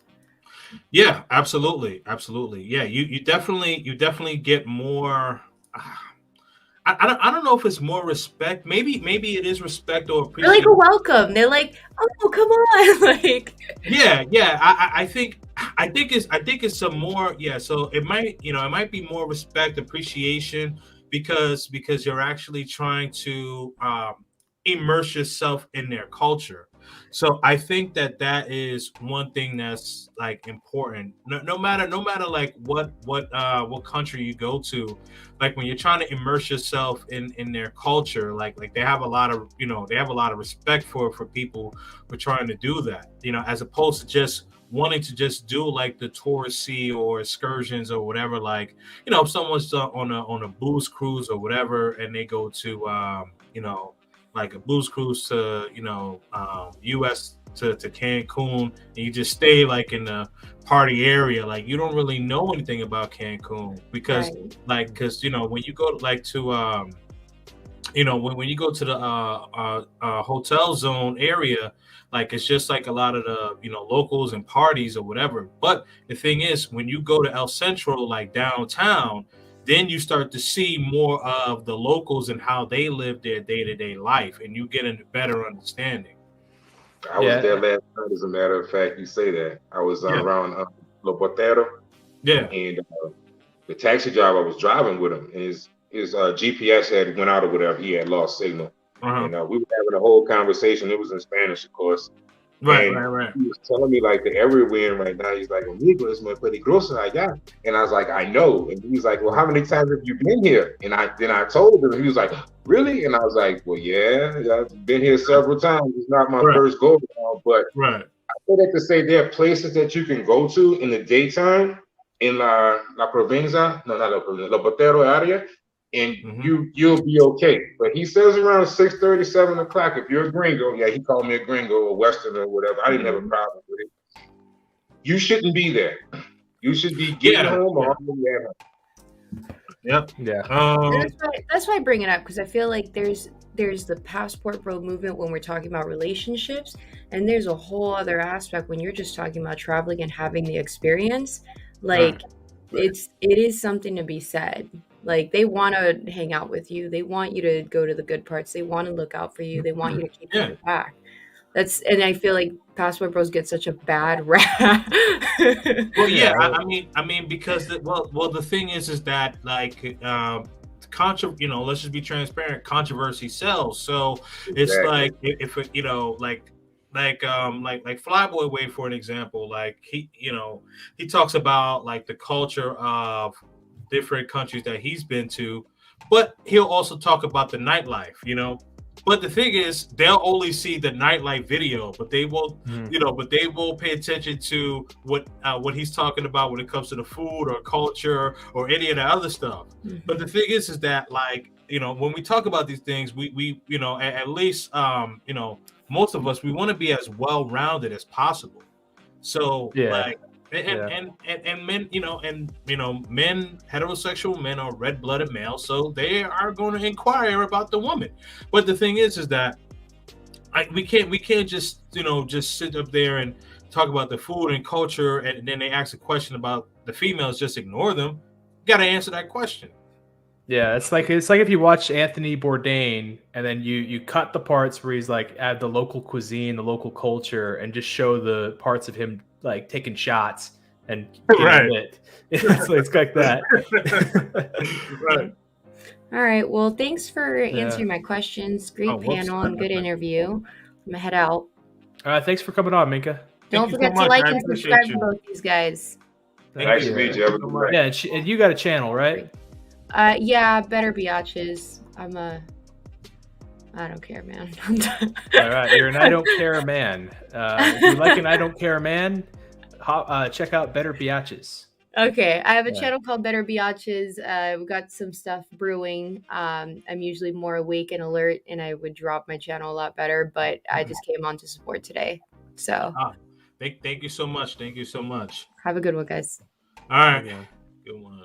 All right. It seems like QB is on his way, but I'm not going to give him too much time. But I did have a follow-up, though, when you're talking about when OW was talking about certain areas being good during the day but not okay at night.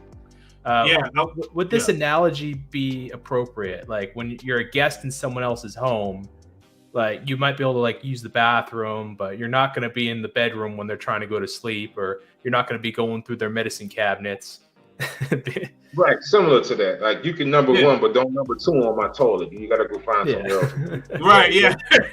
Same rules apply. Yeah, You know? It's pretty much the same thing. That's why I kind of much I try to focus on what not to do. You know, everything that you should do. Look at it this way: if someone told you everything that you should do and you went and did it, you'd be just fine. But if they happen to miss out on telling you those things that you should have not done, that could be life threatening. You know, you might not make it back home. So I try and tell folks those things, man, and trust me, it's through trial and error. I'm not going to sit here and say I haven't been taken advantage of, because I have. You know, I call it a learning curve. We all go through that during travel. You're going to go through a learning curve, whether it be. Yeah, bro, we got to talk about that one on my channel too.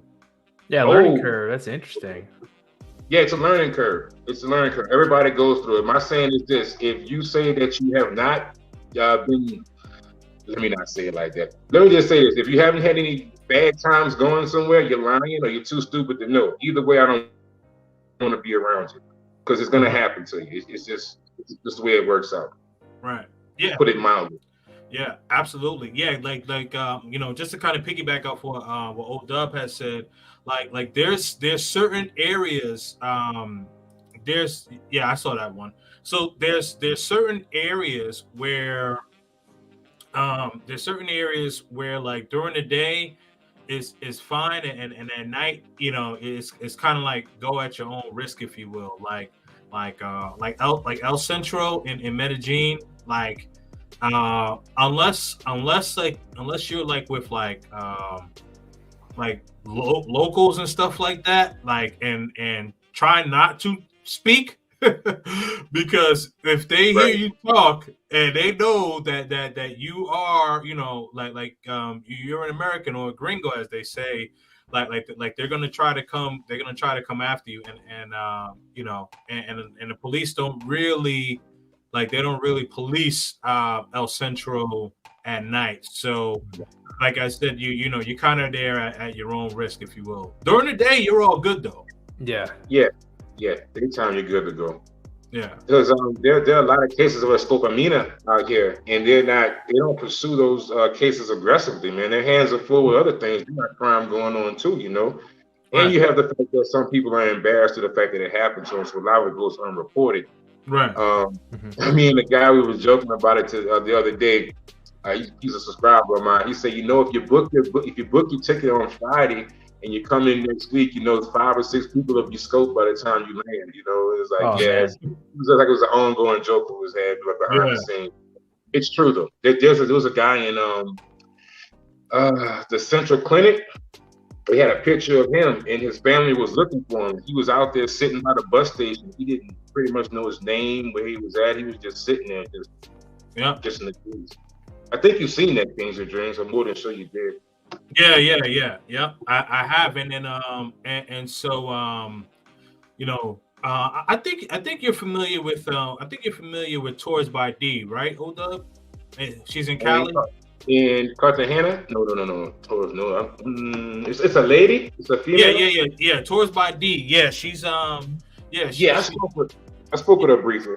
Yeah. So so I spoke with her last week, and I talk to her all the time or whatever, and she was just telling me that one of her clients in Cali met a woman met a woman off of Tinder. Met a woman off of Tinder, and so they were hanging out. You know, they were hanging out, and you know, he told her to, you know, make some drinks or whatever, and he turned his back because he's trying to hook up the Bluetooth speaker and all that. And this is around like midnight. Trying to set the mood. He woke up at 8 o'clock in the morning, laptop gone, you know, passport gone. Credit cards, debit cards gone, cash gone. Like it was bad. It was bad, man. I mean, thankfully he came out of it. Thankfully he woke up, because there's a, you know, I don't know if you know this, Caduceus, but well, maybe you might have heard, but there's this guy, he just graduated from he just got his master's. I think he was going to be like an MD, and he went out there to celebrate, getting his master's with his friends. Met female on Tinder, and unfortunately, this brother got deleted. Was it that Asian gentleman? Yes, that's correct. I think I saw that story. Yeah. Yeah. Now let's say that you wake up in that scenario that you described. Like, I know that prevention is going to be more effective than remedy, but what would that first step of a guy, like he has all of his stuff stolen? Would he like hit up the embassy or something like that? No, because the embassy can't do anything. I mean, what you got to do is find a phone. You got to find a phone and basically you have to call your people back home. You have to call your people back home so that they can send you funds and things like that. So this way you can get back. But yeah, you can't go to the embassy, and the embassy is in Bogota. So okay. Yeah, so you would have to fly to Bogota.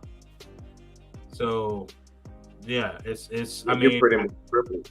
Yeah, you have no passport, you can't fly. Then you have no credit cards, you can't buy it, and you have no money. So it's a method to why they take all of your stuff. Like I had to sit there and do some thinking about it myself. Like, why would they take my passport? Well, if they got my money, well, why would they take my passport? It's to immobilize you. Right. Exactly. And the thing is, like, I think you're familiar with Tobias the Traveler, the Vital Message. I think you're familiar with him. We may have bet. I don't remember exactly. Okay. He was on the panel for the Unity in the Manosphere, the second one. He was on the panel, but I did an interview with him. I believe like the week before, and so he did not know not to use Tinder in Colombia, and he's a world traveler, mainly in Europe, but now he was trying to do South America. Met a female on Tinder, and female asked if she could bring a friend. So the friend, friend ends up coming through. They end up, hanging out at a bar or whatever. And he was staying in. He didn't know he was in the red light district either. So Parque Lleras, for people who don't know, Parque Lleras is a red light district in Medellin. So just a heads up. But so he didn't know that was a red light district, right? And so I wish he would have known, because at that time he and I weren't in heavy communication as we are now, and no any issues or anything. But if he would have hit me up, I would have guided him and been like, nah, bro, this is not where you want to stay at or meet a female. Long story short, the friend ends up leaving, and the girl he originally met, they end up going to his apartment. And he orders some beers by this app. It's called Rappi, which is kind of like a DoorDash or so. Mm-hmm. So so he takes a couple sips of the beer, goes to use the bathroom or whatever the case is. He ends up coming back, takes a sip of the beer and a couple more sips or whatever. Long story short, he wakes up the next morning, no clothes on him. And no clothes on him at all, and he's woozy. Put some clothes on, comes out the room. Security guards, are like, "Do you remember what happened?" And he's like, "No, I just remember I was hanging out with this girl or whatever, but I don't know what happened." And so the security guard basically explained to them that this woman took your laptop, 2 laptops. So he had a personal laptop and a work laptop. But he was able to get his personal laptop back, but the work laptop back. I think that was a finder's fee for the law enforcement, to be transparent. Yeah. But anyway, so they took cash, cards or whatever, and so security has stopped them, because now there's a new law, if you will, at these hotels or wherever they have security guards. If you don't walk out with your guests, like you're going to be detained. So security asked them, okay, well, where's your guest? I mean, where's the person who rented out the room? So they said, oh, he's sleeping.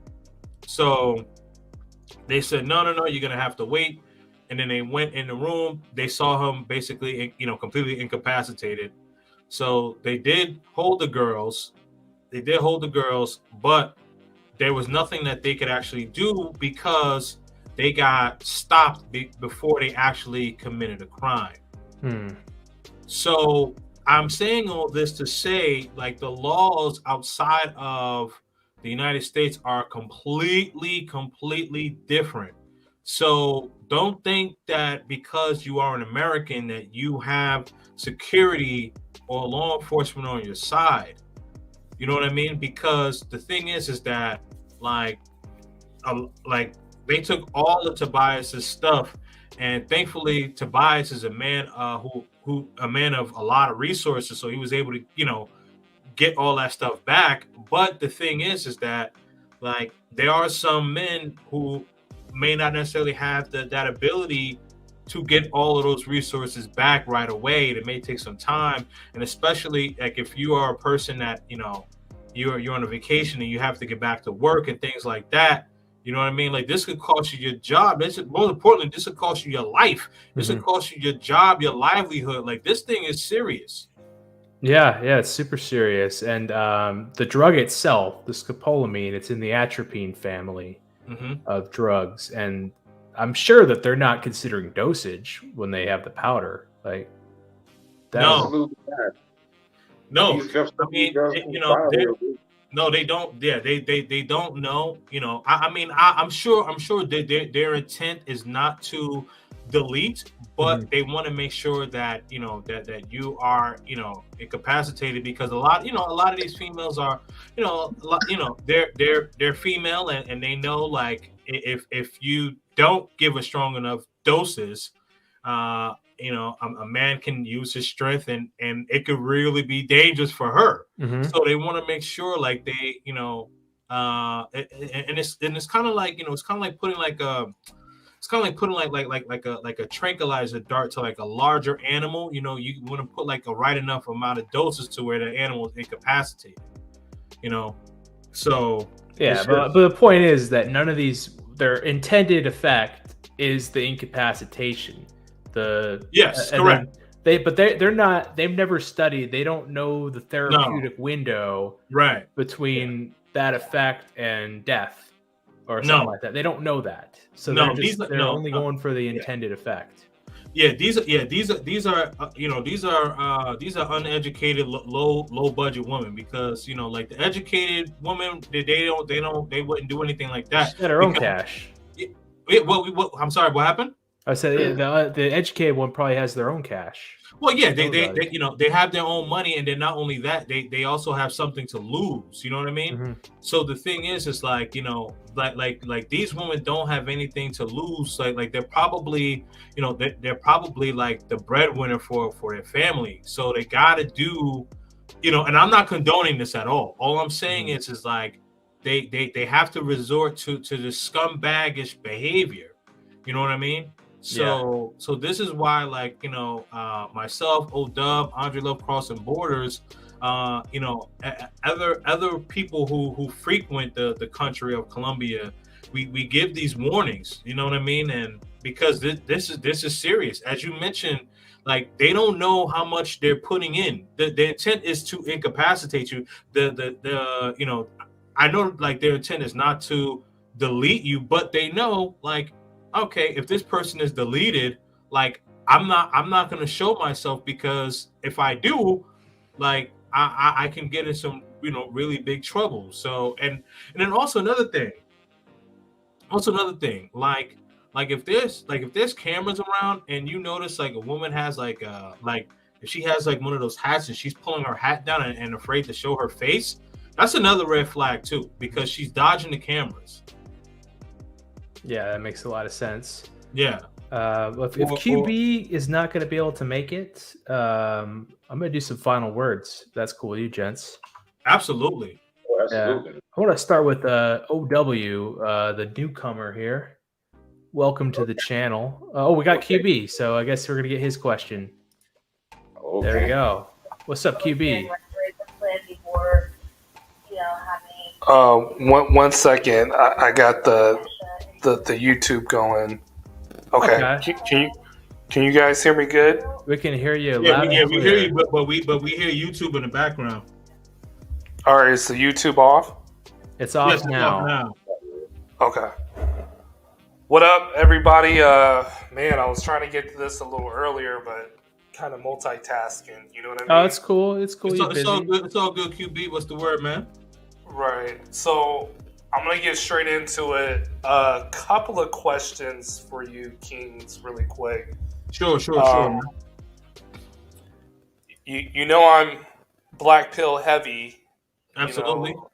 You know, definitely not on the doomer side of the black pill. Nah, man, it's all But- good, my G. Definitely believe that, you know, attraction's based on looks. So for me, I tell guys, look, if you go to Mexico, if you're not a halfway decent looking guy, don't expect to be with, 7.5 or higher. Mm-hmm. Would the same apply to Colombia or like specifically Medellin? Or there's kind of a little bit of leeway where maybe, I don't know, the girls don't value looks compared to women in Mexico?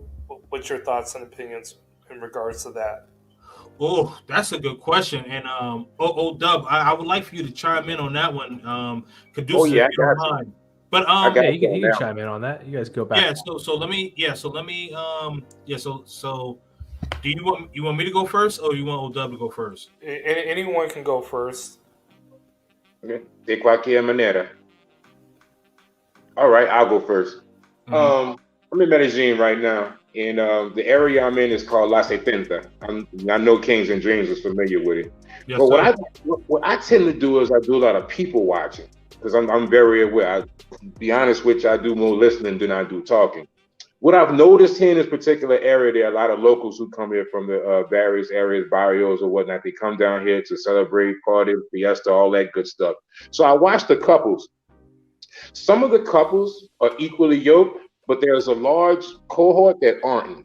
Like you'll see this little short, funny-looking guy. You know, he may not be what you may consider a how y'all like to say it here, Chad or a Tyrone. But Mhm. he'll have a girl, she'll be a solid 7 out of 10, which only we take that and brought that to an American scale, she would easily be an 8. Now, is he paying for it? I mean, I don't know. You know, they're a couple of me, they're walking together, they're hugging together, they're holding hands. I mean, there's definitely some there. But I say that to say this, there are some couples here, whereas the woman is more, she's more attractive than he is handsome. So I can't say it's all about looks here. I can't say that across the board. Now, do looks play a major part here? Of course it does. Looks play a part across the board anywhere you go. Any country you go to, a woman sees a nice looking man, she gonna get moist. You know, vice versa. But here, from what I've seen in Medellin, you don't have to be this 10 out of 10 Negro and come down here with the 6-pack, 6'5" or whatever, and get you a nice looking lady. Just have a personality, know the language, and just be a stand-up guy. And that's my observation. So I kind of have a follow up to that really quick. I was gonna respond, but all right. Have Kings do that first one, and then you can do a follow up. Yeah, Okay, gotcha. Yeah. So, I would definitely. I mean, I definitely agree with what Old Dub has said. Like, and I've definitely seen where the scales are not aligned, if you will, where like the guy like has like a huge pot belly or whatever, and they're walking with kids and stuff like that, and the woman is like an 8, sometimes even a 9, and it's like, whoa, but like, do we know what's going on in that situation? No, but like, if they're like, and they seem as though like that's their kids and things like that, you know what I mean? So I just think that I think like if I had to guesstimate, like looks certainly do matter, but what I would say is that um, I think that like quality of the person matters more than looks. All right, now we get the follow up from QB. You are on mute, sir. Yeah, I'm here. So, with that kind of set in mind, I mean, what's the percentage of the women that are pros or non-pros that you see the man where he's maybe overweight or not attractive, but he's with this really, really beautiful woman? And keep in mind, specifically in Medellin, it's a high level of prostitution that goes on over there. So how is that guy that's the unattractive dude either, if he is with the girl that's, beautiful, I guess the first question is that a pro? And if it isn't, how is he able to get basically the girl that's a non-pro on that type of relationship or type of situation? Well, first of all, to answer that question, you have to look at the economics of it. The average Colombian man makes $250 to maybe $400 a month. So him being a trick is out of the question. He's barely surviving on that amount of money. So if he's with that woman and she's with him, she's there because she wants to be there, not the money. Now, on the flip side of that token, if you see that woman walking with a gringo, then you could bring it into question. The people who I was referencing about earlier are natives of Colombia.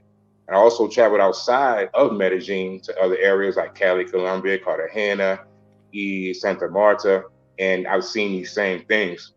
I use that reference as of last September because I'm here right now, and this is what I'm seeing. I will go as far as saying, yeah, I do agree with you. If I see her walking with I hate saying gringo, I'm just going to say a Westerner. Right. I would think that, yeah, there's something transactional going on there, especially if he's just visiting, but if it's a guy and he lives here and he's here, let's just say maybe more than 3 weeks out of the 2 weeks out of the month, then yeah, it's possible that they have a relationship going on. Okay. Your response to that, Kings? Yeah, I completely agree. I mean, I've seen that in now. Just to kind of rewind, like Medellin, like when it comes to like their red light area, like it's really just populated in one main section. Really, is like Parque Lleras. So like, that's where like a lot of people congregate. So like it's like so I don't want people to get the wrong idea, think like all Medellin is just pro central. It's just that a lot of the Westerners congregate to that area because they either don't know how to move around or they're just comfortable with the with the American setting, because in Parque Lleras you have the McDonald's, you got Burger King, you got Pizza Hut, you got like Americanized restaurants, and then in the club they're playing all American music. You know what I mean? So like they're so it's basically like a home away from home. So they stay in that area, right? So not most of Medellin is not pro central. I just want to make that clear. Now when it goes to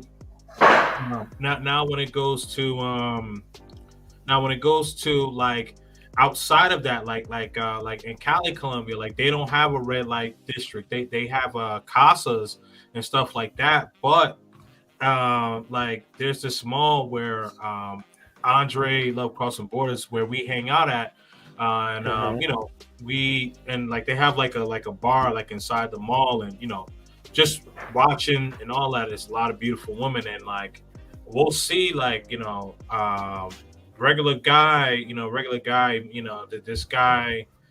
I don't want to judge men, but like this guy is not what you would consider a Chad or a Tyrone, and not necessarily in the best shape, but this woman is she's in shape, and she looks very, very attractive. So just kind of goes back into what I was saying. I think that but how does that how does that situation kind of happen? Because 504 basically said when you see Westerner men with those Okay. type of women, it's mainly pros compared to Right. the local men. Yeah. And would you agree to that, or would you disagree with that, Kings? Oh, I okay. didn't say mainly. I didn't say mainly. I Okay. didn't say mainly. Man. Okay. Well, you did reference that I referenced it. it's I referenced it as the probably topic. it's Yeah. probably transactional, correct? Yeah. Depending So on how long that person is here. If he's like a person that's coming here for 3 or 4 days and he back in another 3 or 4 months, yeah, that's transactional. But I stated if the person is staying here for extended time, expat, he's here for extended stay over 2 or 3 weeks out of the month, and he's back on a consistent basis monthly, then that may be some sort of relationship you have established. You don't have a relationship with somebody you see once or twice a month, then you come back in August and you back in September. That's transactional. I just can't see it. yeah. Okay. Yeah. Thank you for clarifying. Yeah, absolutely. I would definitely have to agree with that. Like if this is, like if this is I guess what was called in this in this space a weekend warrior, if you will, then nine times out of 10 it's transactional. But if this is someone like who keeps coming back, let's say 3-4 times or whatever a year and staying like 2 or 3 weeks at a time, then this is probably something more of a relationship. But of course there can always be that outlier where this could be a sugar baby or whatever the case is. But Right. Yeah. I would lean more on the fact that it's probably more of a genuine relationship dynamic. So there's that. Now, I have one question about this that I'm gonna. All three of you have traveled, and I Mhm. want an answer to this from all three of you, and then Sure. we'll do final words.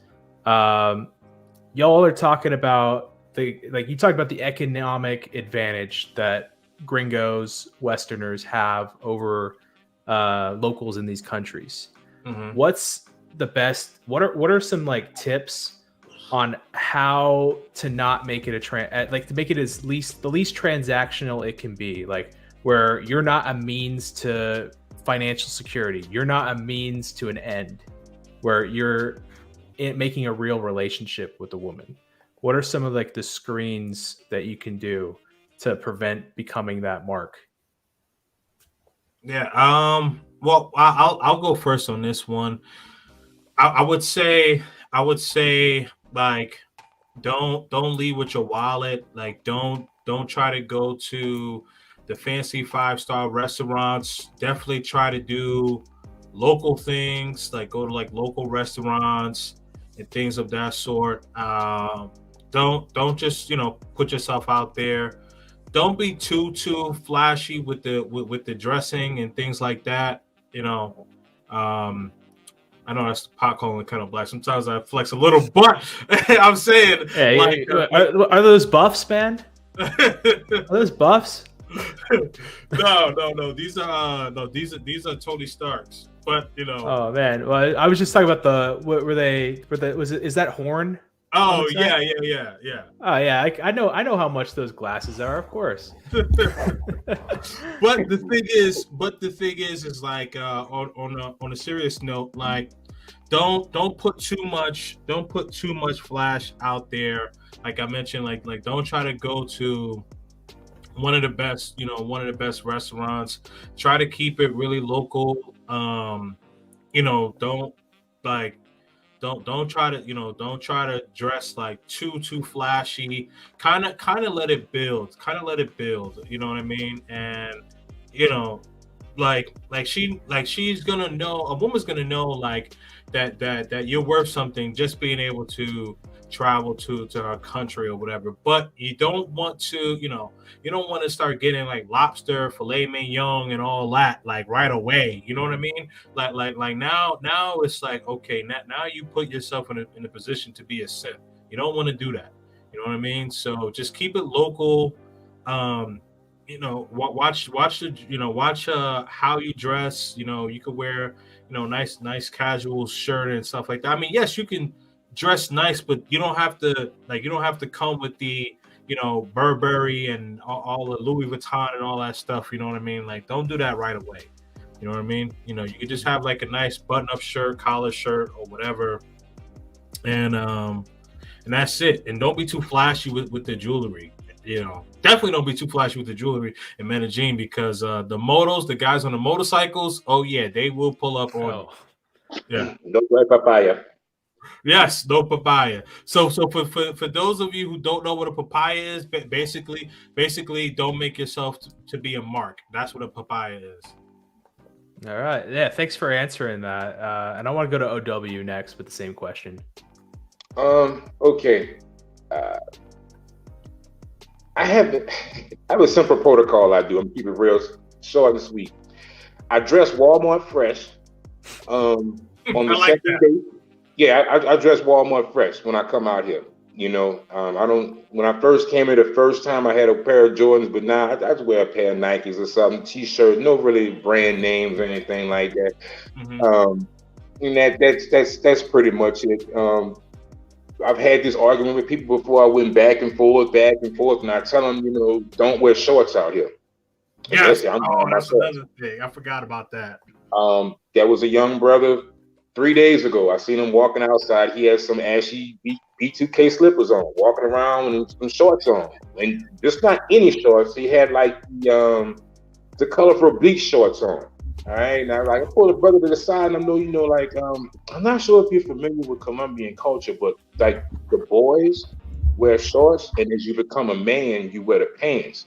You ever hear a person say the man wears the pants in the house? Well, in Colombian culture, that's just what it is. All right, so when you become a man, you don't wear the shorts no more. But neither here nor there, he was slightly offended, and he never talked to me again. Okay, that's a different. That's a sidebar. I can go on forever. But what do I do to make sure that I don't get my pockets ran, so to speak? That's the first thing I do. I dress Walmart fresh. Next thing, second date, ¿A qué te dedicas? I ask them, what do you do for a living? I want to know, where do you work at?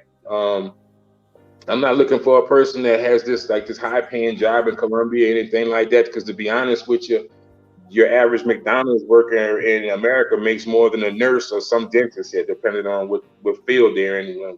When I say that, you establish that. And whenever a woman asks me what I do, I tell them I work at Burger King in the States, and I drop fries, and I'm working towards being a manager. That's the first date. That's what I do. Right then and there, you figure out where this person's mind is at. I think of it like this. If I meet a female the first time and I tell them that I assist in surgery, they're going to go look that shit up. These women aren't dumb. You know what I'm saying? And they're going to put A together with B. They're going to get like a median range. All right. Well, he either makes anywhere from 60 to 90K a year, depending on how long he's been in there. This freaking gringo is rich. I'm going to clench on to him. He's got money. So you do that just basically as a chest runner to see what she does. Trust me, I've gotten rid of a lot of girls when I told them I dropped fries at Burger King, all right?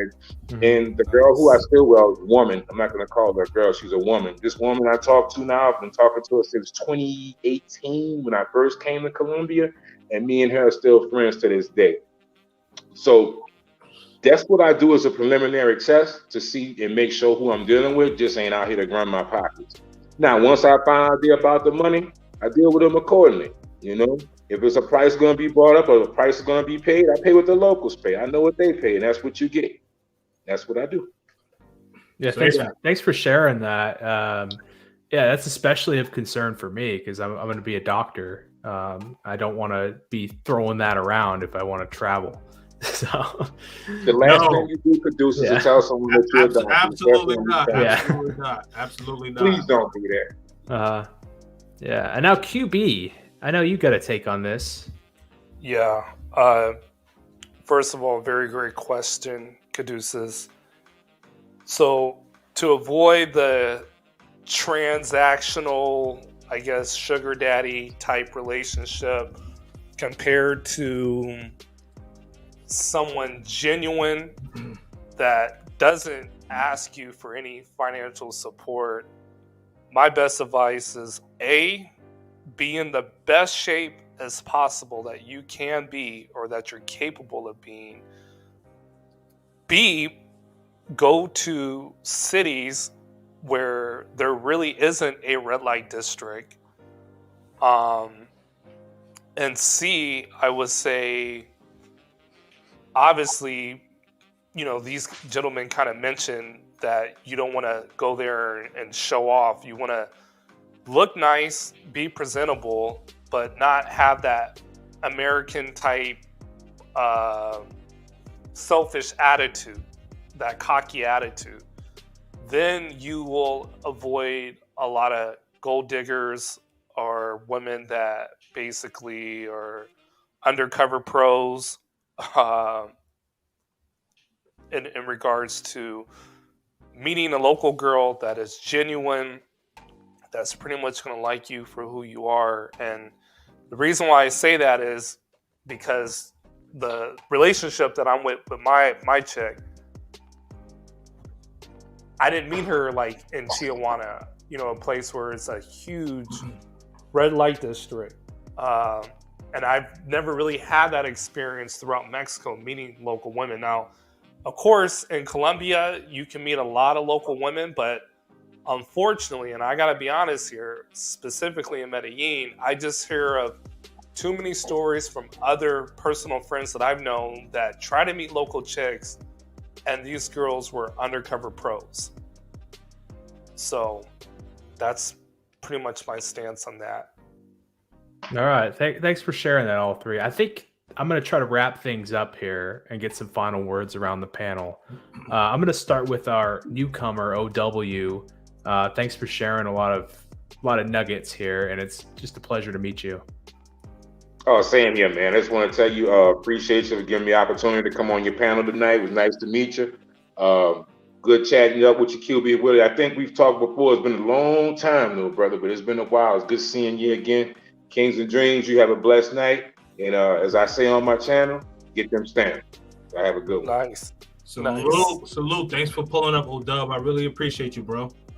No doubt. And I'll be on your channel or whatever if you stream. Yeah, I know it's been a while, so yeah, appreciate you coming through. Oh yeah, cousin, I know how to find you. I'll shoot something your way, let you know what I'm doing. Okay, no doubt. All right. Now we get some final words from QB Passport Flexin. Great stream. Sorry for coming in late. Interesting discussion. Obviously, you guys get your passport. Stop listening to Black Pill Doomer channels. All right, I wouldn't consider the Vital Message anywhere close to that. Sub to this channel, sub to my channel, sub to everybody's channel on the panel. And I got a video probably dropping tomorrow, hopefully, or within a couple of days on Peru. And yeah, I'll get at you guys in a little bit. Yeah, Salute, QB. Salute, QB. Thank you for hopping on. And I look forward to making content with you in the future down the road. No doubt. Okay. Salute. All right. And now the guest of honor, Kings and Dreams. Absolutely, man. Thank you for the Vital Message Caduceus for having me on your show tonight. Thought it was a great interview, great questions. I think we got some great information out there, hopefully for current travelers or potential future travelers. You are listening and taking heed to this information. It's very important. The thing is that there are 195 countries in this world, so don't be subjected to just one or two. Go out and explore if you have the means and the opportunity. If make sure that you love life. Don't just live it, but you got to love life. You know what I mean? And I think that's very important.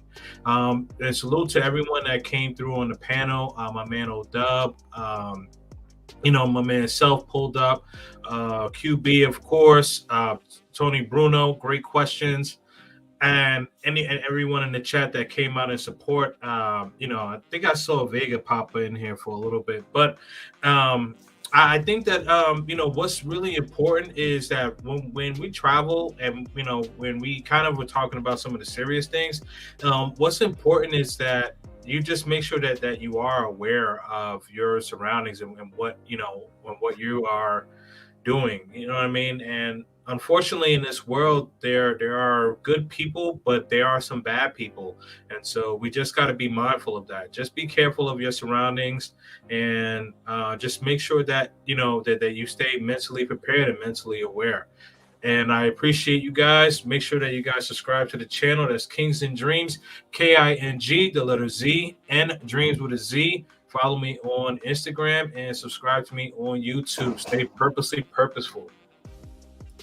Thank you very much, Kings and Dreams. And you're about to go live tonight on the Andrew Show, correct? Yes, I am. So I am doing double duty tonight.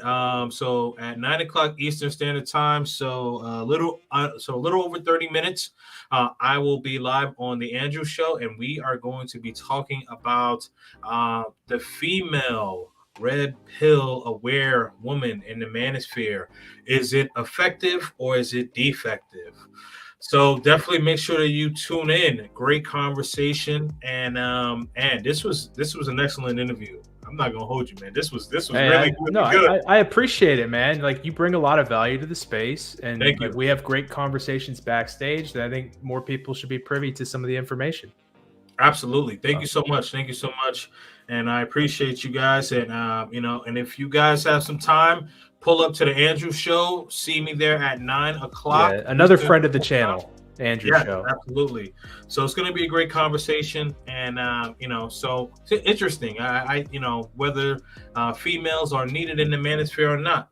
But what I'm going to do is I'm going to take a water break, and I will see you guys in about 30 minutes. Thank you so much. Oh, yeah. Thanks for coming on. Oh, man. Thank you, man. And, so after the new year, I will bring you on my channel, and we're going to rock it out, man. Can't wait. Oh, it sounds like a blast, man. Yeah, make sure to check right. out his channel and his Instagram. Thank you so much. Peace. I appreciate you all. All right. And I want to thank everyone in the chat for coming through, supporting like TVM Gang. Like, I don't care whether you're black pill, red pill, big Tau, normie, male, female, as long as you're adding value to the discussion where people can better their lives, I think you're all right in my book. Now I'm going to do a little self promo. Please subscribe to the channel, like the video, hit the bell. That's all free. I also invite people to join our Discord, Autonomy. I'll drop the link in the chat right now. And you will be screened in voice to make sure that you're not a robot, troll, or whatever. And talk with creators like myself, Kings and Dreams, QB Passport Flexin, Self-Made, Better Biatches, and a few other creators in the space, as well as fellow commenters like yourself. And I look forward to seeing you join the discussion. Additionally, we've added some more merchandise to the Teespring. The link for that is in the description. We've now added a new shirt to commemorate TVM Gang. Here is a sample of a t-shirt that you can buy on the store with the GTA font, the TVM Gang logo. We also have it in hats, hoodies, sports bras, leggings. So if you want to help support the channel in a way where you get a piece, a commemorative piece, please click the link, and any contribution helps. And I just want to thank everyone. Chat's undefeated. Have a wonderful night. If you saw me, Coctavius, you'd be like, "Can I get your autograph, bro?" You know how often that happens to me? Bro, Stop like, the chat, bro, my you nigga. need $1? You need a sandwich or something?